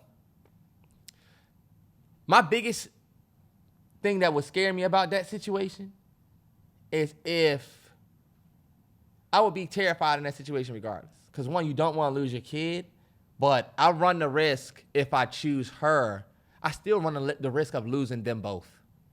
Because that type of loss, what if your girl comes out of it and tells you that you should have picked the baby? As crazy as that sounds. Have them conversations before y'all decide to, you know what I'm saying? Or something. Definitely, yeah. Because it's like, as crazy as that sounds, damn, I thought that I didn't want to lose you. But keeping and making that decision, you might be here, but I might lose my relationship. And I'll tell y'all this, 1,000,000 times over, I'd rather pick my lady and then she don't like me no more, but she still got breath in her lungs and able to get out here and love somebody else and do that, than to leave me here as a single dad with a baby in this world. Yeah. No way. If you don't like me afterwards, I would understand low key. But I would say I would make that choice. Do the communication work. Those are the questions that people don't have. Those are the things people don't talk about before they get into situations. Yeah. And I feel like, first off, I don't even know why the fuck you coming to me asking me that anyway. Like, it's my choice. Like I always tell you, there's no way you're going to let me play God. No way. Her. The baby was something that we were doing, you know? But Hold on. Either way you playing, though. I mean, but Especially that's how I feel. Like, no way you come out here and ask me like I have that choice. Y'all low-key should be waking her up midway, kind of. You know, I feel guilty you even putting that choice in my hand. Yeah. No way. And the key word in that is husband and wife. You know what I'm saying? Y'all boys, Boys. not in the room. They could kick you out of the hospital. They could say they don't feel comfortable with you and lie. That motherfucker was after this baby. But yeah, y'all, what a great a great topic. I would be interested to see what y'all would think. I know some of you are religious. Some of you have family practices and morals that y'all might uphold. Yeah. So Well, that might be interested. different, for sure. All right, we on to the next one. This one to me, I think this is all right, so your girl tells you, just random. Your girl tells you, I'm the baddest chick that you ever talked to. I'm the baddest woman you ever talked to. Right? What's your next course of action, Terrell? I'm gonna tell her you are. Yeah, you right. Yeah, you right. You right. 100%. Yep. And honestly, fellas, Now, but this is a situation where I've been in this situation a couple times. this situation tricky, because this is the thing. Like, I would give my girl today all the flowers. She's the best. She's the baddest chick I've ever been with. Shout out to you, wifey. Look, just had to get that out the way. You have to do that. Yeah. And you see, I gotta set that disclaimer out there. But if you're in a situation where that's not true, I think context is important. Why are you even saying this? If she's saying this on some spiteful shit, like, boy, your girl will just get confident and say this shit. That's what I'm gonna tell you. Okay, go ahead, because I can tell you this happened to me before. It's happened to me. This is something that has happened to me before on a couple of times, and I think now you just can't indulge in that, fellas. You're gonna get the ego strike of hell. Mm-hmm. Your girl gonna say, I'm the baddest woman you ever talked to. And then you start thinking, did you think I was a fucking scrub before you? Did you think I was a bum ass nigga that couldn't pull anything? How the fuck did I pull you? Don't make it seem like charity work. Yeah. You know what I'm saying? So my thing is like, it's easy to feel that type of ego strike. But you know what? Your girl wants to feel and your girl wants it to be true. And fellas, this is what I was telling Terrell. Your girl will say that shit, and look, you done made it this far, you happy. That shit low-key be true. And you like, man, fuck that. What if it's not true? Now, And my look, situation... Okay, go ahead. And then I'll tell you mine. Not even... My situation that I'm speaking on is when you get the ego strike because you could believe, you know what, this is the baddest woman I had. It's the best woman that I ever had. You know what I'm saying? But then when they you say hear him say it, you like, oh, hold up. I don't want you to... Not that you don't want them to think that, but like, hopefully you're not, feeling yourself a little too much because, I could still be that nigga. That's why I still got that Future in my rotation because, hold up. Nah, yeah. It's like, and I would never ask that question of if I'm the whatever guy. You know what I'm saying? And that's my thing. Your girl will ask you this question, fellas, and there is only one way you can answer it. You can only say yeah. And I'm going to tell you the mistake I made. Girl says that to me, right? What do I say? Oh, hold up.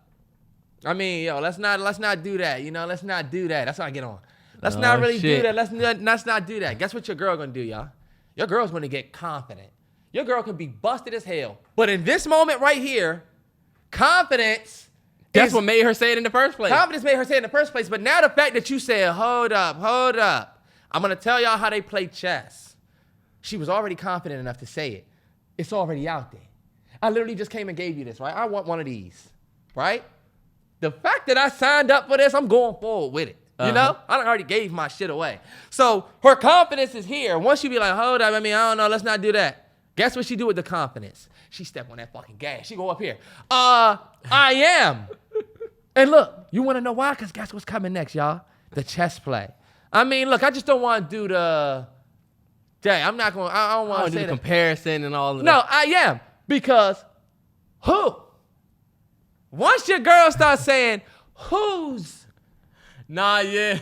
You're never going to tell your girl, nah, you're not the baddest I ever had. It was shorty that I used to talk to when I was in school. She was the baddest joint, but I fumbled that joint because you know how you fumble a bad joint. Every nigga got a bad joint that they fumble. Mm-hmm. But this is my thing on this statement right here. You just should not say it. This is what it depends on the situation. Let me tell you my situation. Lie to you not, this is exactly what happened. 2017. I remember this. I remember this vividly. Yes. I was with a chick that legit thought that I was lucky to be with her. That relationship changed my life because... She was a Gemini, wasn't she? Yes. She was a Gemini. Bro, I fucking hate Gemini. Every Gemini I've ever come across in my life has been terrible in terms of relationships. I have some great friends that are Gemini. I've legit only fucked with one Gemini and they know who they are. Only one. Good luck. One, and then I hope that the... You know the thing about Sour Patch Kids? First they're sour, then they're sweet. Geminis are sweet first. Gemini sweet they first, sour. then the sour. Yep. These motherfuckers is like some sweet tots. But look. That sour does Look, get in 2017, I don't know if fellas or even ladies, I don't know if anybody's ever been with somebody that just says things that's like, you don't even realize it in a moment, but it like... You just sound... when you think back on what they said to you, it's like, how could somebody say that? Like, I was with a girl and she literally said, I normally don't date guys like you. I normally date like, you know, mind you, this 2017. If y'all know if y'all have ever seen a picture of me from 2017, go look at our Kendrick Damn review. Yeah. She said, I don't normally date guys like you. I normally date like, you know, built guys, but you know. What am I supposed to say to that? Oh, okay, yeah, I'm just a shrimpy ass nigga you gave a shot. Mm-hmm. Then she used to say, aren't you just so lucky to like be with me? Oh my God, I can't believe, and I don't even remember what I was saying, y'all. I was just trying to get ass. First off. But look though, she started talking crazy out her mouth because number one, I had already been around the block before we got together. Yeah. So we at the bar one day, she say, I'm the best looking girl you ever had. Look, let's say her best friend name is fucking Tori. Tori looks better than everybody you've dated. Whoa. You busted ass Hold friend. on, wait. You started going in on the friend. I had to give a fuck about your feelings because of the pussy. I'm not fucking Tori. Yeah. She's fucking busted. But I know I fuck bitches better than Tori. Fuck out of here, Tori. And in that moment, I told both of them, my ex is giving both of y'all pressure. My ex from 2015. At that told her point. 100%. Because y'all got me fucked up. And that's what you can't do, fellas. You cannot do what he did. And guess what? She was pissed off for the rest of the night. And now she thinking you think that bitch looks better than me. You know what she said? Fellas. She said, you embarrassed me in front of Tori. I'm like, so I'm supposed to let you just what? Yeah. Fellas, this is the number one lesson. When your girl is doing this, she is basically asking you. If they ask you for the humble pie, serve a slice clean on a white plate and let their ass have it. Just because take it. That's a transformative. What that's like as a man, you asking your girl, I'm the best sex you ever had. I'm the biggest dick you ever had, right? This is my thing too. When you talk to these joints out here, let you say you the best looking nigga that they ever talked to. Or let you say you the not best looking, y'all, because she could lie to your ass. That's easy. That's easy.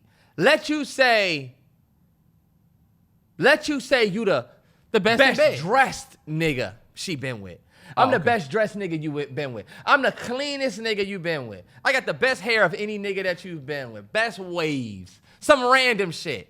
Your girl normally have no problem getting off the all of that bullshit, right? Uh-huh. Any hesitation you have is going to be met with the challenge of, well, who? And guess what, fellas? You name who, your girl is going to take that shit to your fucking dome. Yep. Or you know what? This is another thing. Let's just say let's just say you don't want to give it to your girl. Let's say your girl say, I'm the baddest you ever had. And you say, man, I don't know about that. I ain't going to say nobody. I don't know who, right? Your girl's going to pull well, if I'm not the baddest you ever had, look, why are you fucking with me then? If it's badder joints out there, then you wouldn't be fucking with me if I would. Trust me, I'm telling you, fellas. Man, them questions. You have to let your girl get this off. Them questions be the ones that fuck you up. Mm-hmm. Because you will be like, I was telling my girl the other night, I forget what she said. Bad bitches is just running my bloodline. Hold on, let me think about the bad bitches I haven't seen where I'll put you at. Y'all will be having a bomb 17. Look, y'all will be having a bomb ass Thursday night. Both of y'all didn't work. Y'all just laid up all day, watched TV. It's just a bomb ass day. And your girl will say, if I cut off all my eyebrows and I grew a beard, you would talk to me? Why? You fucking up the day. This literally happened to me the other night. I'm like, why are we even talking about this? And that's my thing. And my answer's no. Cut your eyebrows off, and you cutting me off. I'm out. Every woman that I've talked to ever in my life knows if you ask me a question like that, I'm going to say either no. I'm never going to be like, yeah, I would fuck with you. Never. No. This is my thing. I'm out. I don't respect layups, and I never have. I don't respect layups. I don't like when your girls say stuff like,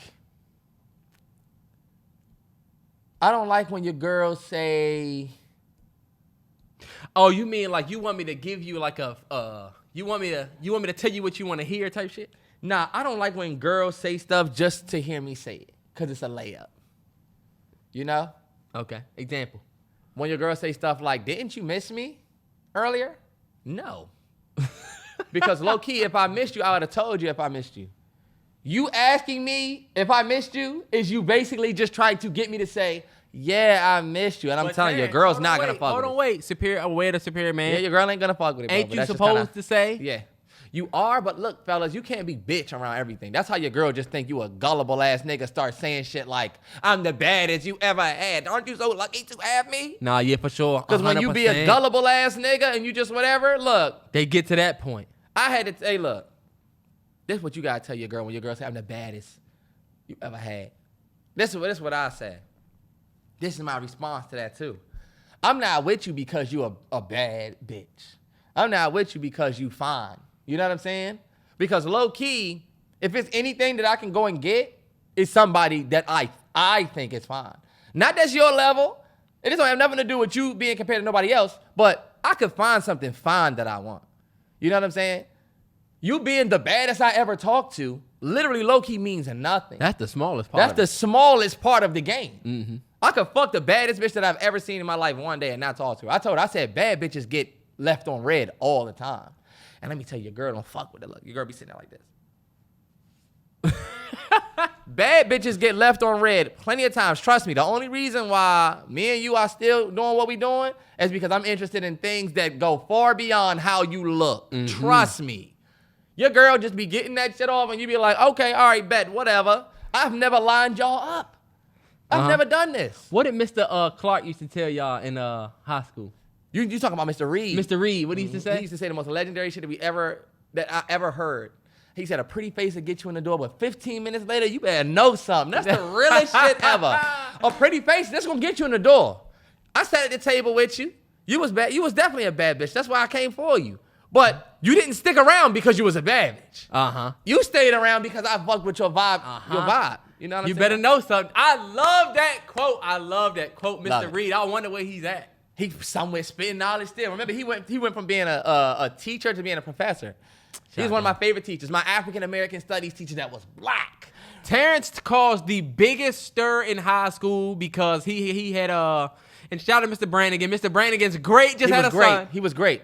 But Terrance did not want to be taught African-American studies by this white dude. For some reason, he was militant early. I was on my shit early. He was. This before we lost Trayvon. That was 2011. I wrote in my class request. I wanted to request I put right by African American studies. I wanted to get transferred to like art or some shit. And you had to put your reason. And then for the reason I put I don't think a white man can firmly teach me about African American history. And that pissed Mr. Brannigan off. Remember? Yeah. They brought me in the office and he said, first and foremost, I feel disrespect. And look, this is what I tell you. He challenged me. He said, I challenge you to take my course and I promise I will teach you. And he ended up being a great ass teacher. I had to give that to him. Because mind you, you're right. I didn't take Mr. Reed African American studies. I wanted to. I had Mr. Reed for world history. But it was like he was black, so it was low key like African American with some history. But Mr. Brannigan was great. I tell that story all the time because low key that's a moment in my life that I honestly kind of regret because I counted him out. And that's your Malcolm X 100%. Told the white girl no when I counted him out because of his race, and I didn't think about the information he could give me. I thought because he wasn't black, he couldn't relate to me.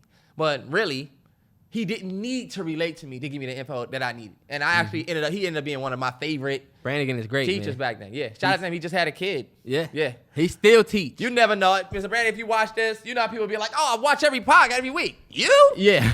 Oh. Hey, look, shout out to the people that listen to this podcast. What the fuck? Hey, look, Terrance, shout out to y'all. Let's get to the sports. Y'all been listening to this joint for like hours and change. What the fuck, these niggas? Movie suggestion of the week, Attack on Titan. Let me tell you something. Shout out to all of the anime fans. And it's crazy how many people hit me in a DM saying, yo, if you really about to do this shit, let me know. Because, yeah. And honestly, I'm only on season 1. And, man, this joint crazy. I'm not even going to spoil it, but I'm going to just tell you it's a certain episode where I was like, this ain't going to happen. He'll be good. Then I'm like, what? Then a couple episodes later, you like, oh, shit. No, bro, I know I'm so early.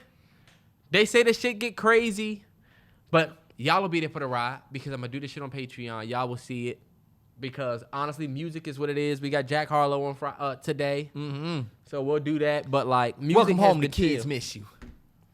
He better come with something. It's about to be trash. This is your last. Young Lahar Leezy. Young nigga selling RPGs. I was in something selling CDs. Some beady.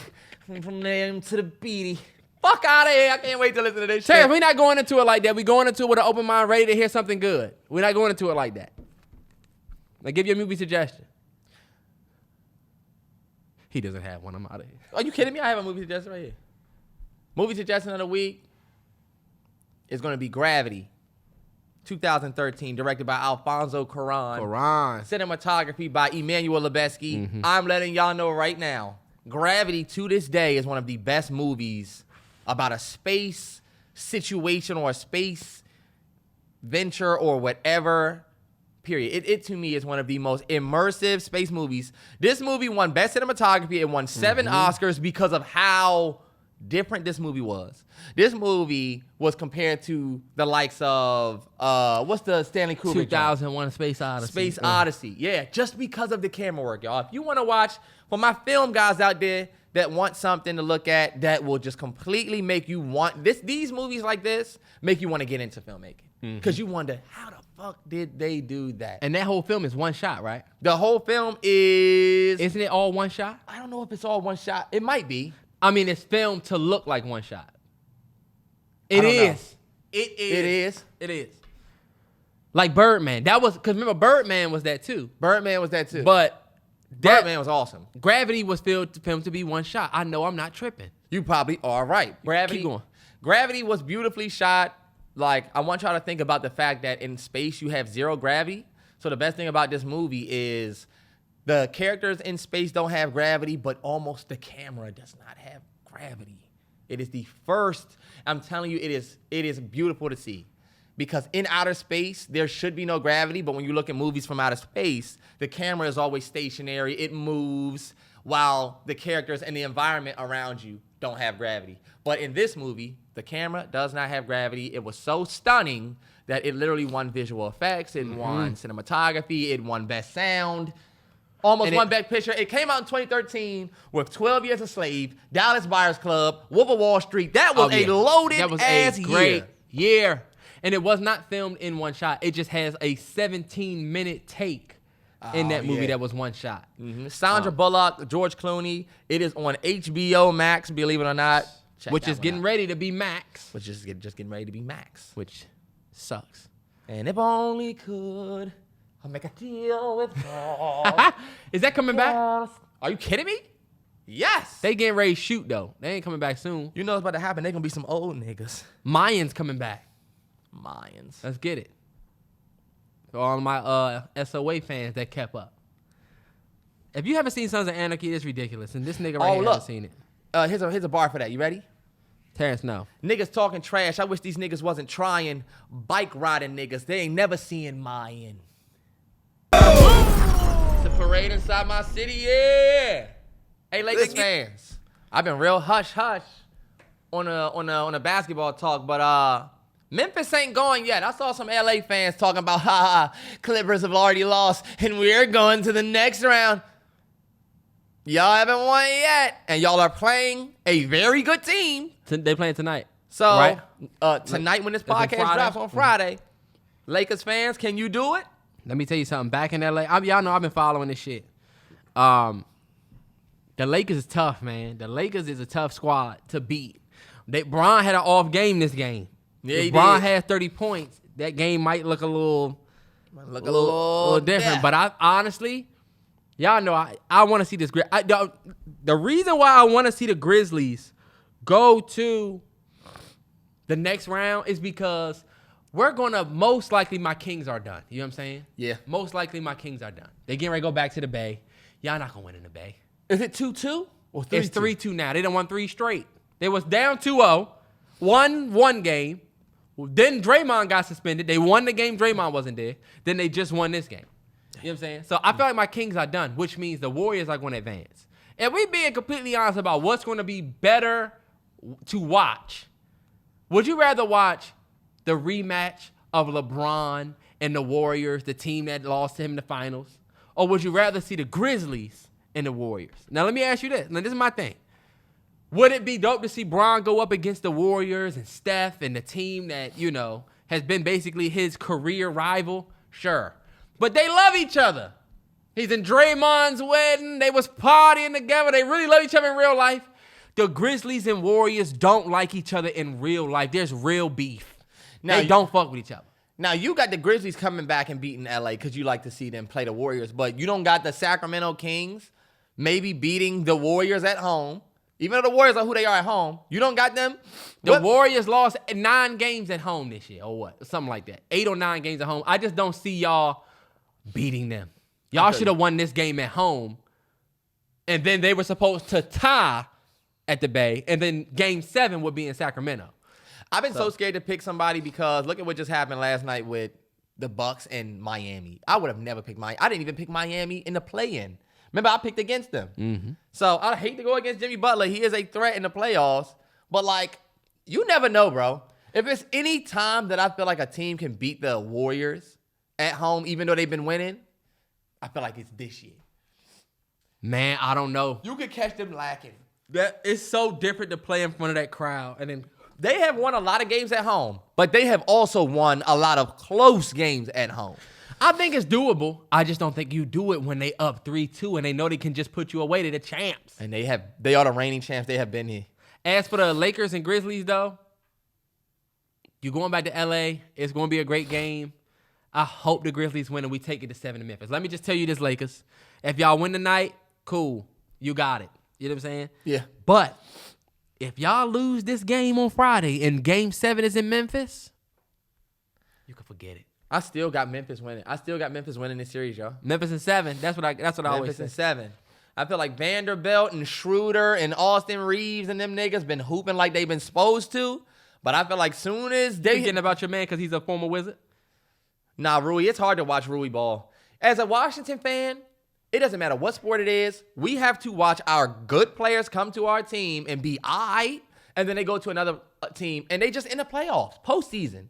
We watch Anthony Rendon, Trey Turner, Max Scherzer. We watch all these people for the Nationals go and be great on other teams. We had to watch John Wall leave the Wizards. We watching Rui leave the Wizards. I can name mad people that's left the Wizards and had great careers. Redskins, Commanders. We didn't pick up Chase Young's 5th-year option. I know how this ship's going to sail. He going to do exactly what Payne did this year. That nigga going to go out there and ball. And then next year, we either pay him big or just lose him. Oh, because y'all didn't pick up Payne's option. He went out there and balled, and y'all had And that's what I was trying to tell Bruh. Bruh was like, nah, we already paid Payne, so, you know, we could just pay, what's the name, next year? I'm like, but Payne's contract start next year. We pay him, but that shit go into effect next year. You know what I mean? So low-key, next year, we're going to be starting to pay Payne, and we're going to have to pay another DN with no quarterback. Uh-huh. Yeah, but I hope see how it balls out. But long story less long, back to basketball. I definitely think that the Grizzlies have something in the tank left that they could beat the Lakers, but I think they would need the Lakers B players to not be so pivotal. Bro, Vanderbilt, I love Vanderbilt. Just a fucking athletic motherfucker that just be getting rebounds, putbacks. Nah, yeah. If they have a day where like D-Lo is on, if those it's gonna be a long night. are on. Because you know AD is gonna do what AD do. Even when AD was fucking up, the game was close and they still won. So That's true. And look, I think the Grizzlies are good until the Grizzlies be down, and then I realize, okay, so Ja can make a 3 sometimes, but other than that, he's really just driving and either going to kick it out to floater. Bane. Yeah. Without Ja, you got Bane. And Bane has to have 25 He has points. to cook, otherwise. Luke Kennard, I'm sorry. He has been quiet this series. He ain't been this lights out 3-point shooter this series. Dylan Brooks haven't even been great on defense. And I think Jaren Jackson is a great defensive big, but he don't make me feel like he's a threat on offense, like a Anthony Davis. Bro, when they get the ball to Anthony Davis, I'm like, fuck, this nigga's about to score. Yeah. This nigga's going to score. I don't feel like that way about Jaren Jackson. How did you feel about the Dillon Brooks exit? I didn't want to talk about that. I felt like Dillon Brooks. I feel like how everybody feels, where it's like, bro, you might have felt on some hard times, but you got to talk and then talk and then talk. Yeah. You can't talk, and then when they shut you up, you legit shut up. Shut up. You got to keep the trash talk going, you know? I definitely feel like if you're going to be the villain, right, and I didn't like how he said he was being painted. Y'all know I be kind of watching this shit, and I like Dillon Brooks because he shakes shit up. Yeah. He not about to come out and say, "Oh yeah, he's great." I'm gonna come out and say, "Fuck him." All right, but he can't beat me. Not better than me. Even then, we know he can beat you. I just like that competitive edge. But he definitely went outside the other night because you can't be the villain and you can't talk, and then Braun go out there and do that, and you don't at least come out and say, "Just see us next game, we'll be there," something like that. Yeah. I didn't like that. Nah, yeah. You definitely have to, if you're going to play the villain role, villains lose. Villains take L's and then villains win, you know? I like we talked about earlier, if you're going to take that L, you got to sit in it. Yep. Well, we got to give props to the Knicks. Got to give props to the I picked my Knicks. Cavs. Knicks cleaned them up. Very. And low-key, we was talking about how every game it just seemed like the Knicks was just busting their ass. They never really seemed like a threat to the Knicks. Nope. They beat them one time. One good game they played where we was like, all right. All right, it's over with. And I remember then- stopped watching that third quarter. I was like, all right, this game done with. They beat them last night with Randall going out in the second quarter. And y'all playing to stay alive, and they don't have their main guy. Like, that was crazy. Nah, yeah. Shout And, out to the Knicks. That series coming up, Heat Knicks. Oh, that's gonna be That's going fun. to be good. The Nuggets also advanced. Shout out to the This Nuggets. Now past we got week. Nuggets and the Suns advanced. So And the we looking Suns at the advanced. Suns Nuggets. So, yeah, we got, hold on, I can tell you. We got one more game tonight. That's Trae Young and them, which Trae Young, after that last game, made me want him to stay in the playoffs. I know. I want him to stay in the playoffs. Man, Trae Young got some playoff moments already. He does. He's starting to be like a little playoff dude. And you know what? I love the Celtics. I love that team. I love Jason Tatum and Me too. Jalen Brown. And I love Derek White. I'm a Derek White fan. But, man, I couldn't help but be like, go ahead and close this one out, Atlanta. And I don't feel like the Boston Celtics are electric. They don't light me up. They just seem like a really great team, like Milwaukee. Milwaukee is a great team, but unless Giannis do some crazy shit, they just seem like such a fundamentally great team. As to where Atlanta seems like... And they got shooters Atlanta in Milwaukee. seems like Memphis to me, where it's like, these niggas gonna be electric. Like, I feel like Atlanta can light up. Like, Trae Young can light up. Mm-hmm. And they played this last game without DeJounte Murray. Yeah, you see DeJounte, I don't know what it is about DeJounte Murray. I'm gonna keep it 100. He's a great dude. He's a cool guy. Something about the basketball player What? that I don't like about DeJounte Murray. You walked up into the ref and you bumped them and they suspended you. Then when y'all went, you talking about y'all cheated, tried to suspend me. Nah, nigga. You walked up to the ref like you can do that and you got... Did you see Jason Tatum did the exact same thing and he didn't get suspended? Man. The exact same thing. And then he yelled at the other ref. That don't make Jason Tatum's thing right. Jason Tatum should have got suspended too. We could do that all day. Did you see when he kicked him? Did you see when he kicked him? But they in the right, same. but They none of playing them each are other. right. It's still like, all right, if you're gonna suspend one, you gotta suspend the other. If Hey, you look, ask me. that I get. But DeJounte Murray, I don't know what it is. Ever since the Paolo Banchero thing, where he's this young rookie guy, and you going all hard on him, you throwing the ball at him. Everybody was like, yo, he's a rookie. But okay, DeJounte, you've been in the league a couple years, but You you're really not ain't, that yeah. dude. And then he's like, oh, yeah, I'm coming back. DeJounte Murray, you need to come back and now cook. Because really, you should have just came back. But now you're like, oh, yeah, I'm back. Don't go out there and have 7 and you 3 for 15 because they Nah, going to no say, bull. man, these days of basketball, these games and this level, playing on this level, it determines how we really look at you. I know you see the rumors about Jason Tatum and people talking about playoff Jason Tatum. Yep. Mm-hmm. And they already saying that he's a regular season guy. This man went all the way to the finals last year, but because he didn't show up, he's already getting the reputation of, oh, he's just a regular season hooper. And I don't understand that. Because like Giannis was saying, But that's how I feel about your man. That's how I feel about the Eagles. I think this is a very pivotal, not to change the topic or anything. Yeah. But I do think it's a very pivotal season for them. Because now you in that Joe Burrow boat, Jalen Hurts. But Think you about feel it. like that about the Eagles in the same way you feel like that about who?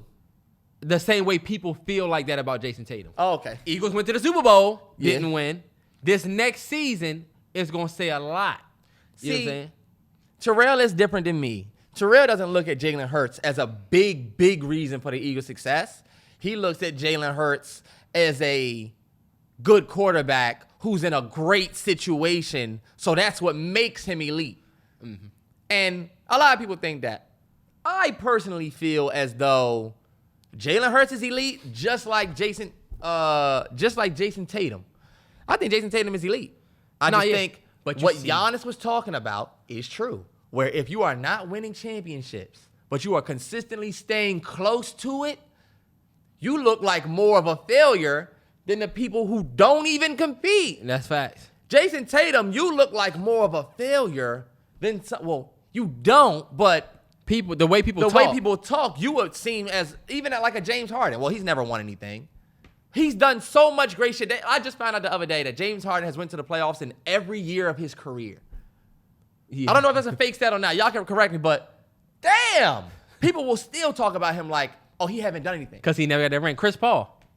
Because No he ring, never got the ring. And I'm in the same conversation as real bums. But because I even got to the finals, I'm still in a conversation with the bums who they ain't have the 50-point games as me. Cray. Definitely a weird thing. So Giannis's point is, I mean. It is true. You Now, know? when it comes to, like, Jalen Hurts just got his payday. Shout out to Jalen Hurts. We never got to talk about it. He got money. I wouldn't have given Jalen Hurts that money until after next year. Yeah. Think about Joe Burrow, right? Joe Burrow goes out. He gets hurt. You have to give Jalen Hurts his money this year. Nah, but this is what I think.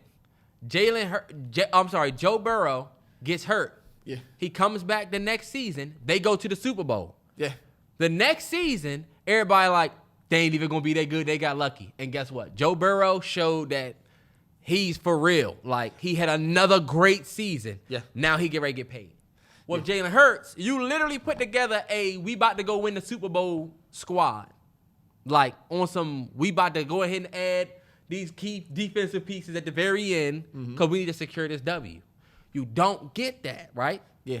This next season is very, very important. But I think you pay Jalen Hurts because this is where we disagree. I firmly believe the Eagles do not go to the Super Bowl with a different quarterback than Jalen Hurts. And I don't think it's because of his play. I think it's because of a combination of his play and just his leadership. I don't think Jalen Hurts shines only in play. I think we have seen, me personally, we saw a more athletic quarterback, Carson Wentz, get in, and he played worse than a less athletic quarterback, Heineke. And I think it was because he just did not have the leadership or the rally around me hat that people have. I think Pat Mahomes. But that team is way different. You discounting a lot of what was. And this is also where we disagree. I don't think the Eagles. Terrell was telling me the Eagles, they had the best D-line in NFL history. Look it up. I mean, I'm talking about in And terms of. he's talking about in terms of stats. And it's like. Statistically, they were the best. That's not just something to say. Okay, so I'll ask everybody who listens to this right now.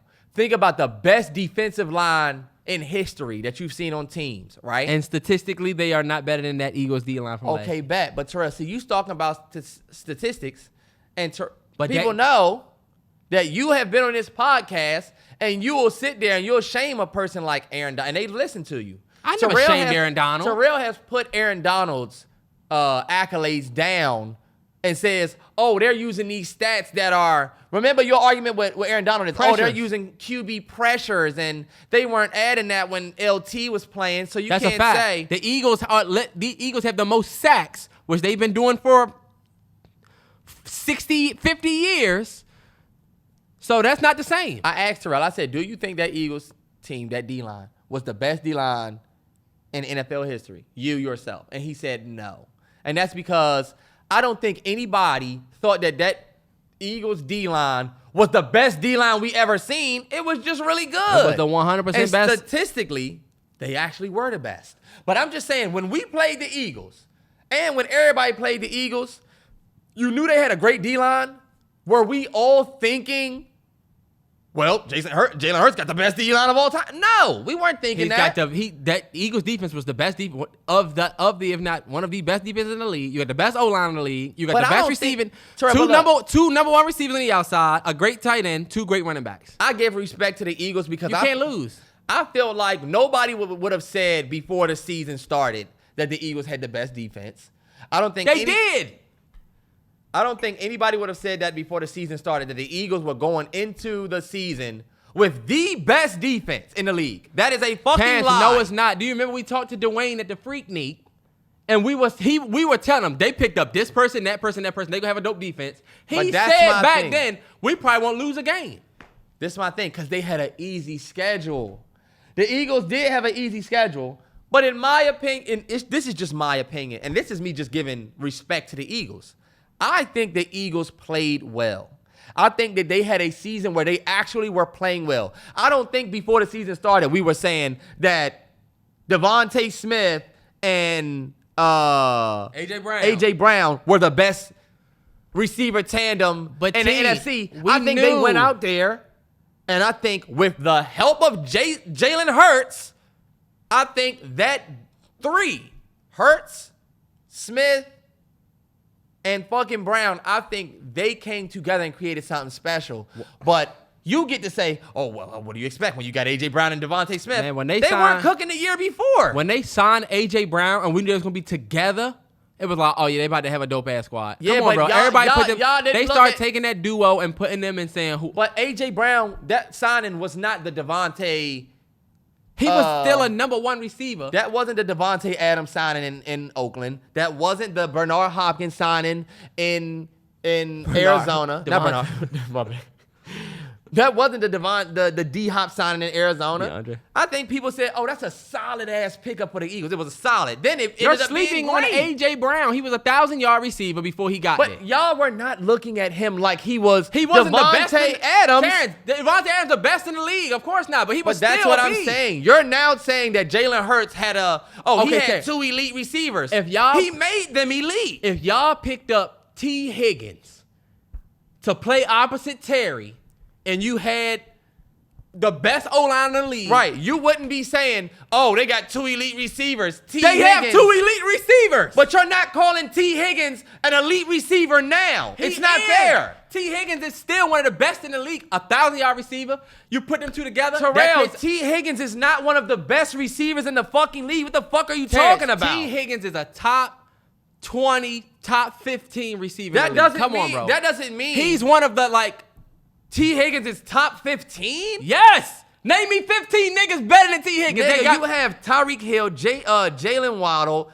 A.J. Brown, Terry McLaurin, Devontae Adams. You got fucking Amon-Ra St. Brown is better than that nigga. Terrance. You have plenty of receivers. Amon-Ra not better than put next to T. Higgins. Amon-Ra not better than T. Higgins. You got T. Higgins fucked up. Terrell, all right, but this is all I'm saying. Do y'all see how Terrell is trying to? You're doing exactly what the Cowboys fans did with Brandon Cooks, where they're like, oh, we got CeeDee Lamb and Brandon Cooks. Brandon Cooks has been solid. Brandon Cooks is mid as fuck.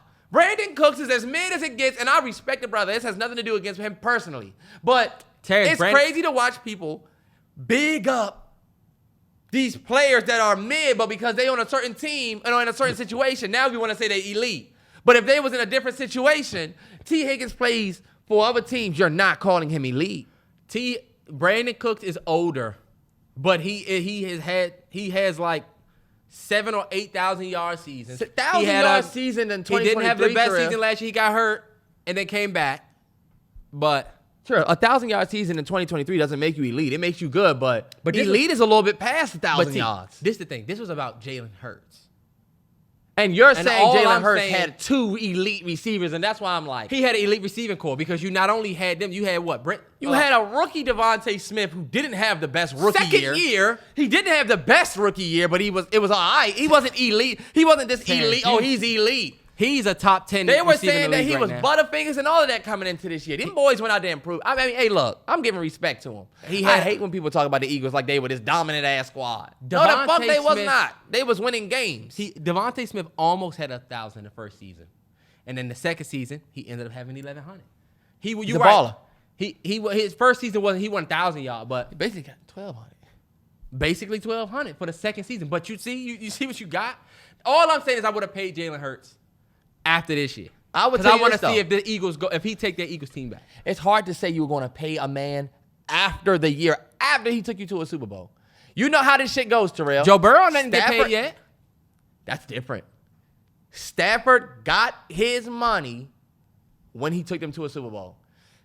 Burrow, they can't pay you yet. They couldn't pay you yet. You're still young. You still on your rookie. Same thing with Jalen Hurts. They could have waited. Did they give Burrow the extension? The rookie extension? No. Burrow haven't got his big payday yet. That Burrow check is going to be huge. It should be 1. 2, I mean, Jalen Hurts, if you're still on the rocks about Jalen Hurts after he took you to a Super Bowl, then y'all will start to look like Terrance, y'all will start no, to look they're like the not. Baltimore Ravens. What else does he need to prove for y'all to get money? Got a He's lot good. to prove. He haven't had a 5,000 or 4,400 yard season yet. He's a good QB, but he haven't shown greatness yet, Terrance. It's early and it's okay. We still have time. You don't have to show greatness to get paid. That's the annoying shit you're saying. You're like he has to have this great. So he just took his team to the fucking Super Bowl. The best but team. You're saying since it was the best team in history. This is the crazy thing I'm hearing. I'm not saying it's the best Since team. it was the best team in history, he doesn't get any credit for his contribution. He had a dope ass. His stat line in the Super Bowl was dope. If they'd have won, he would have been the MVP. Did y'all watch that Super Bowl? Did you see how he threw in a double coverage? Devontae Smith had to go up in double coverage and get it. Tom Brady. AJ Brown went up in double coverage to Tom get Brady it. threw to Julian Still didn't Edelman win. in double coverage. Eli Manning threw to David Tyree to catch on his head in double coverage. You're using plays and trying to make it Who he's gets the in credit? the fucking Super Bowl. Who gets the credit He's for in the those catches, fucking Terrance? Super Bowl. It's the David Tyree catch. He's in the It's not fucking the Eli Super Bowl. Manning pass. Who Terrance, got the MVP? Terrance, fuck out of here. Who got the MVP? They won. Fuck out of here. Who got the MVP? The person that won.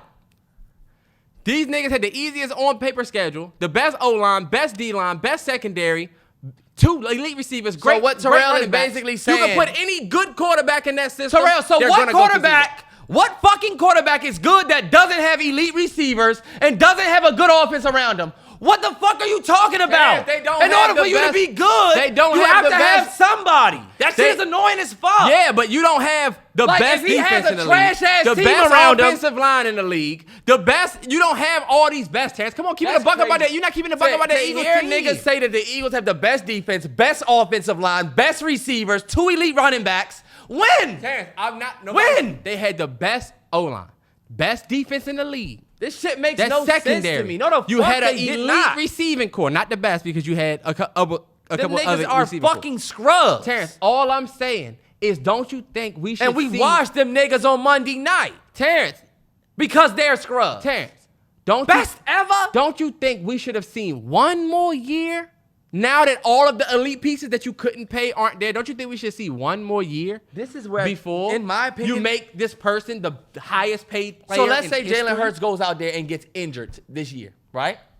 And now you're back on the chopping block. You got to understand who you're talking to, Terrell. The QB market, there are not a bunch of Jalen Hurts out there. For some reason, these NFL franchises be acting like you can just go get anybody. I have sat and been a fan of this team for 20 plus years, Terrell. We have your trauma never had, it is, we have never had just a guy that we could say, you know what, let's just roll with him and build around him. Eagles, y'all just learned that if you build around this fucking guy, he can get you to a fucking Super Bowl. If you don't pay him now and he gets injured next year, you mean to tell me you didn't see enough to make this guy your guy? What more do you need to see? You didn't walk away with a trophy. You didn't. Y'all got there, but you did not win. It's not like you lost something that. And You're I don't making think you it seem like Hurts Terrance, is this mediocre you're not quarterback that gonna rode lose. the coattails of the team. But That's Terrance, crazy. you don't lose Jalen if you don't pay him this year. I would have paid him next year, and you'd have been completely fine. Look at Joe Burrow. Joe Burrow's waiting on a payday next year too. I just don't like you saying that he still has stuff to prove. He I don't- does. I mean, There's a lot more to prove. He's still early. every quarterback has something to prove, but to me, I think he proved enough. Kyler Murray got money. You know what I'm saying? Kyler Murray, Kyler Murray been in the got league. money. And you say he been in the league? He haven't done shit. He been in the league. But he's the best option that they got, so he deserved to get paid. Kyler Murray is still. He's not better than Hurts. I wouldn't say that right now, no. Kyler Murray But- is not. I would take Jalen Hurts over Kyler Murray in a flash. I would right now. I would. But he got his money. But after this year, he has to show something, though. You got to show that you still that person. People are saying the same thing about Joe Burrow. I'll give you that. He He does does have to show something, but I think he Terrance, should still get his money. He gets hurt the first year. I'm sorry, the first year he got hurt. This year the year before this year, they took you out at the end of the playoff game because they knew y'all wasn't going to win and put the other white boy in. That was fucked up. That was Right. Peterson losing his job on purpose. Your first full real season where y'all did great. You did great.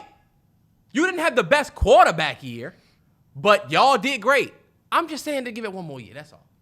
I'm just saying one more. I felt like he had such a great year last year that he earned his money. I don't think that we watched Jalen Hurts get lucky all year. I think we watched Jalen Hurts fucking dominate all year. The easiest schedule in the league.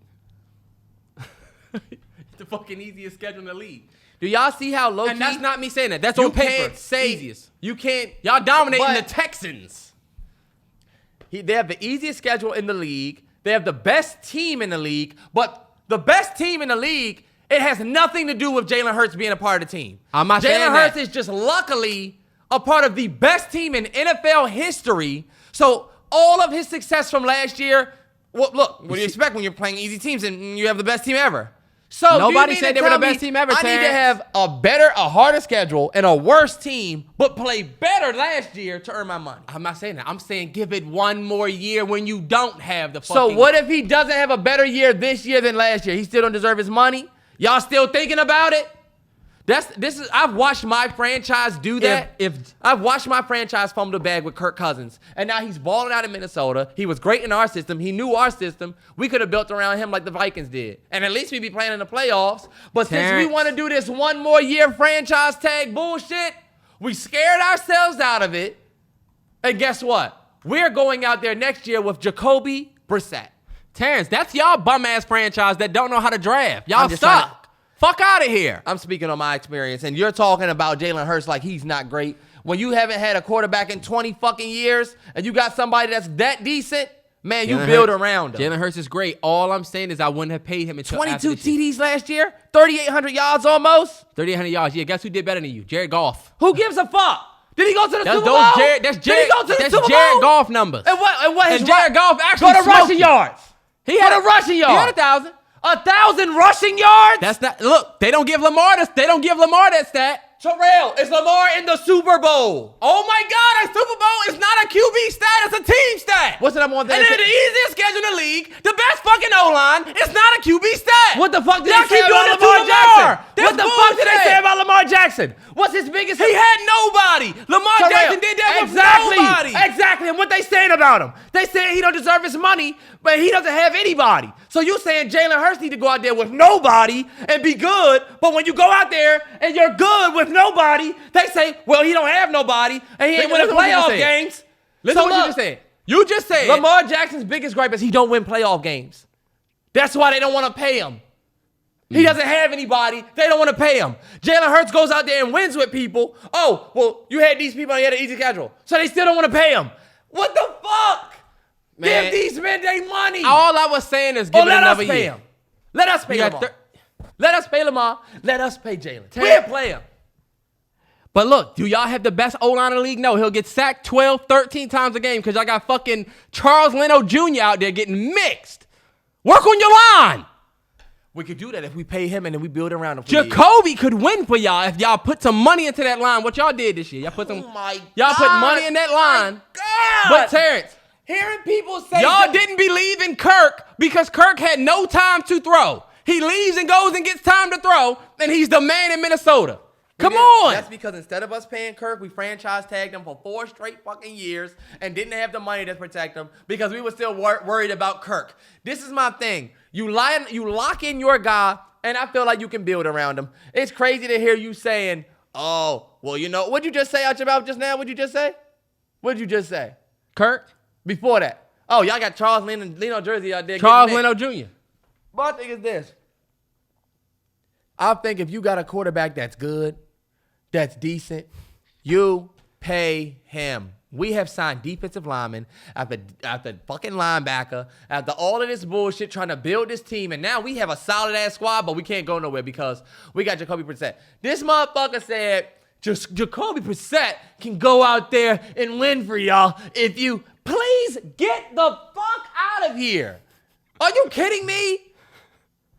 You think Sam Howell can do it? They said Carson Wentz can go out there and win. Oh, Heineke can win. Fitzpatrick can win. Jacoby can get out there and win.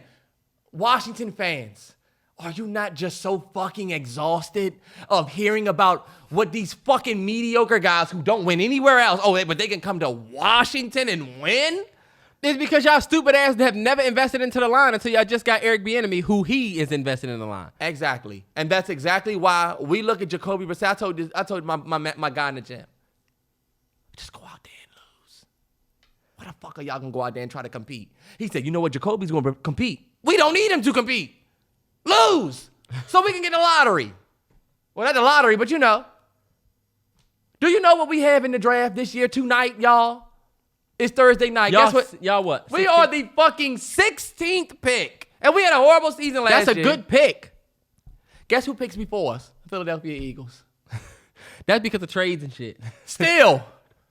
Lose. We don't have any picks. Speaking of the NFL draft, We go out there and get our fans so hyped up. We go, look, we go out there and we go 4-7. Then we want to be 5-7. 6-7, and then we're 7-7. And Ron Rivera's like, "Oh, you guys are fighting back. And then we're 8-7. Then we're 8-8. And then we're 8-9. And then we're 8-10. And season's over. 8-9. And now we got the 21st pick in the draft. Free safety. Fuck out of here. I can't wait to see who y'all take tonight. I can't wait to see who y'all take. Who we don't pick tonight. Seahawks will pick an out. This is going to be a rough night for us because they're going to say, oh, yeah, the draft is tonight, but, we don't got any picks because. All right, let's get on that. I think we actually have the last pick in the first round. Man, we've been rapping like shit on sports. Hey, look, shout out to the people that rock with us all the way through the sports. We was a little long-winded on the sports. Nah, for real, it's shit easy. today. It's easy. We could do a sports podcast like that because you can argue about the same thing for an hour. Now, we could be skipping Shannon for sure. The Cowboys versus, you know what I'm saying? We could definitely be skipping Shannon. We sure could. What you think about this Lomachenko-Haney fight? I'm definitely rooting for. I want Dave Haney to win. I think Lomachenko lost his last fight to that dude. Mm-hmm. I want Haney to win because I want to see Haney and Tank. I want to see Shakur Stevenson. I think Tank could beat Shakur Stevenson. I want to see Dev fight for a world title. And I think if he fights Haney or Lomachenko, that's the bout we want to see. I think Stevenson is another Garcia where we just want to see it. Man, Stevenson is a beast. Man, I want to see him fight Haney. I'm sick of motherfuckers saying Tank haven't fought nobody. He's scared to fight somebody. Man, fight Haney and Lomachenko, and then we can get to Stevenson. Fuck that nigga. That nigga's trying to use me. And this another nigga trying to use me to big him up. Ryan Garcia just used Tank for real to big himself up. Tank, when we gonna get that fight? You made it happen. But I'm sick. Look, because this is what we seeing now. Tank beat Ryan Garcia, and they were like, Ryan Garcia was no match for Tank, and he need a better opponent. But we watched y'all say Tank didn't fight nobody, and he was scared to fight somebody, i.e. Ryan Garcia. So now, I want to see Tank beat Haney. I want to see Tank beat Lomachenko so y'all will know that Tank is nothing to play with. Because I feel like even after this Ryan Garcia fight, still no respect? Fuck is going on? But in the Lomachenko-Haney fight, I'm going Dev Haney. I would like to see Dev Haney win that Didn't fight. he just lose India Rose? He just lost India Love. I'm beating this nigga's ass. India Rose. Oh, India Love. This nigga made a hybrid baddie. India Rose sound like a baddie, don't she? It sound like Ruby and India mix. Man, we out of here, dog. Oh, you talking about Ruby? This nigga act like he know all the video vixens. You a sick nigga if you know all of the video vixens. You be with a nigga, they be like, oh, that's Anna Montana. Oh, that's Sage Love. You like, how you know all these motherfuckers? You remember Anna Montana? She was popping on the gram for a little while. I used to know all of the video vixens. I'm about to say, you see what type of retired nigga he is? He still know all of them. I used to know all of them, man. I used to know all of the porn stars and everything. It's funny, you talk to niggas about porn on the TL, they get in their bag. Nah, People yeah. are still responding to that tweet that I had a long time ago about Jasmine Cashmere. All right, y'all. This is a podcast that has gone on too long. 149. We 150 episodes next week. Yes, sir. Anything you gotta say? Nothing else, man. You got it rocking? Mm-hmm. Turn up, man. Shout out to y'all. Happy Friday. Let's lock in. 149. That means something. Yes, sir. Next time.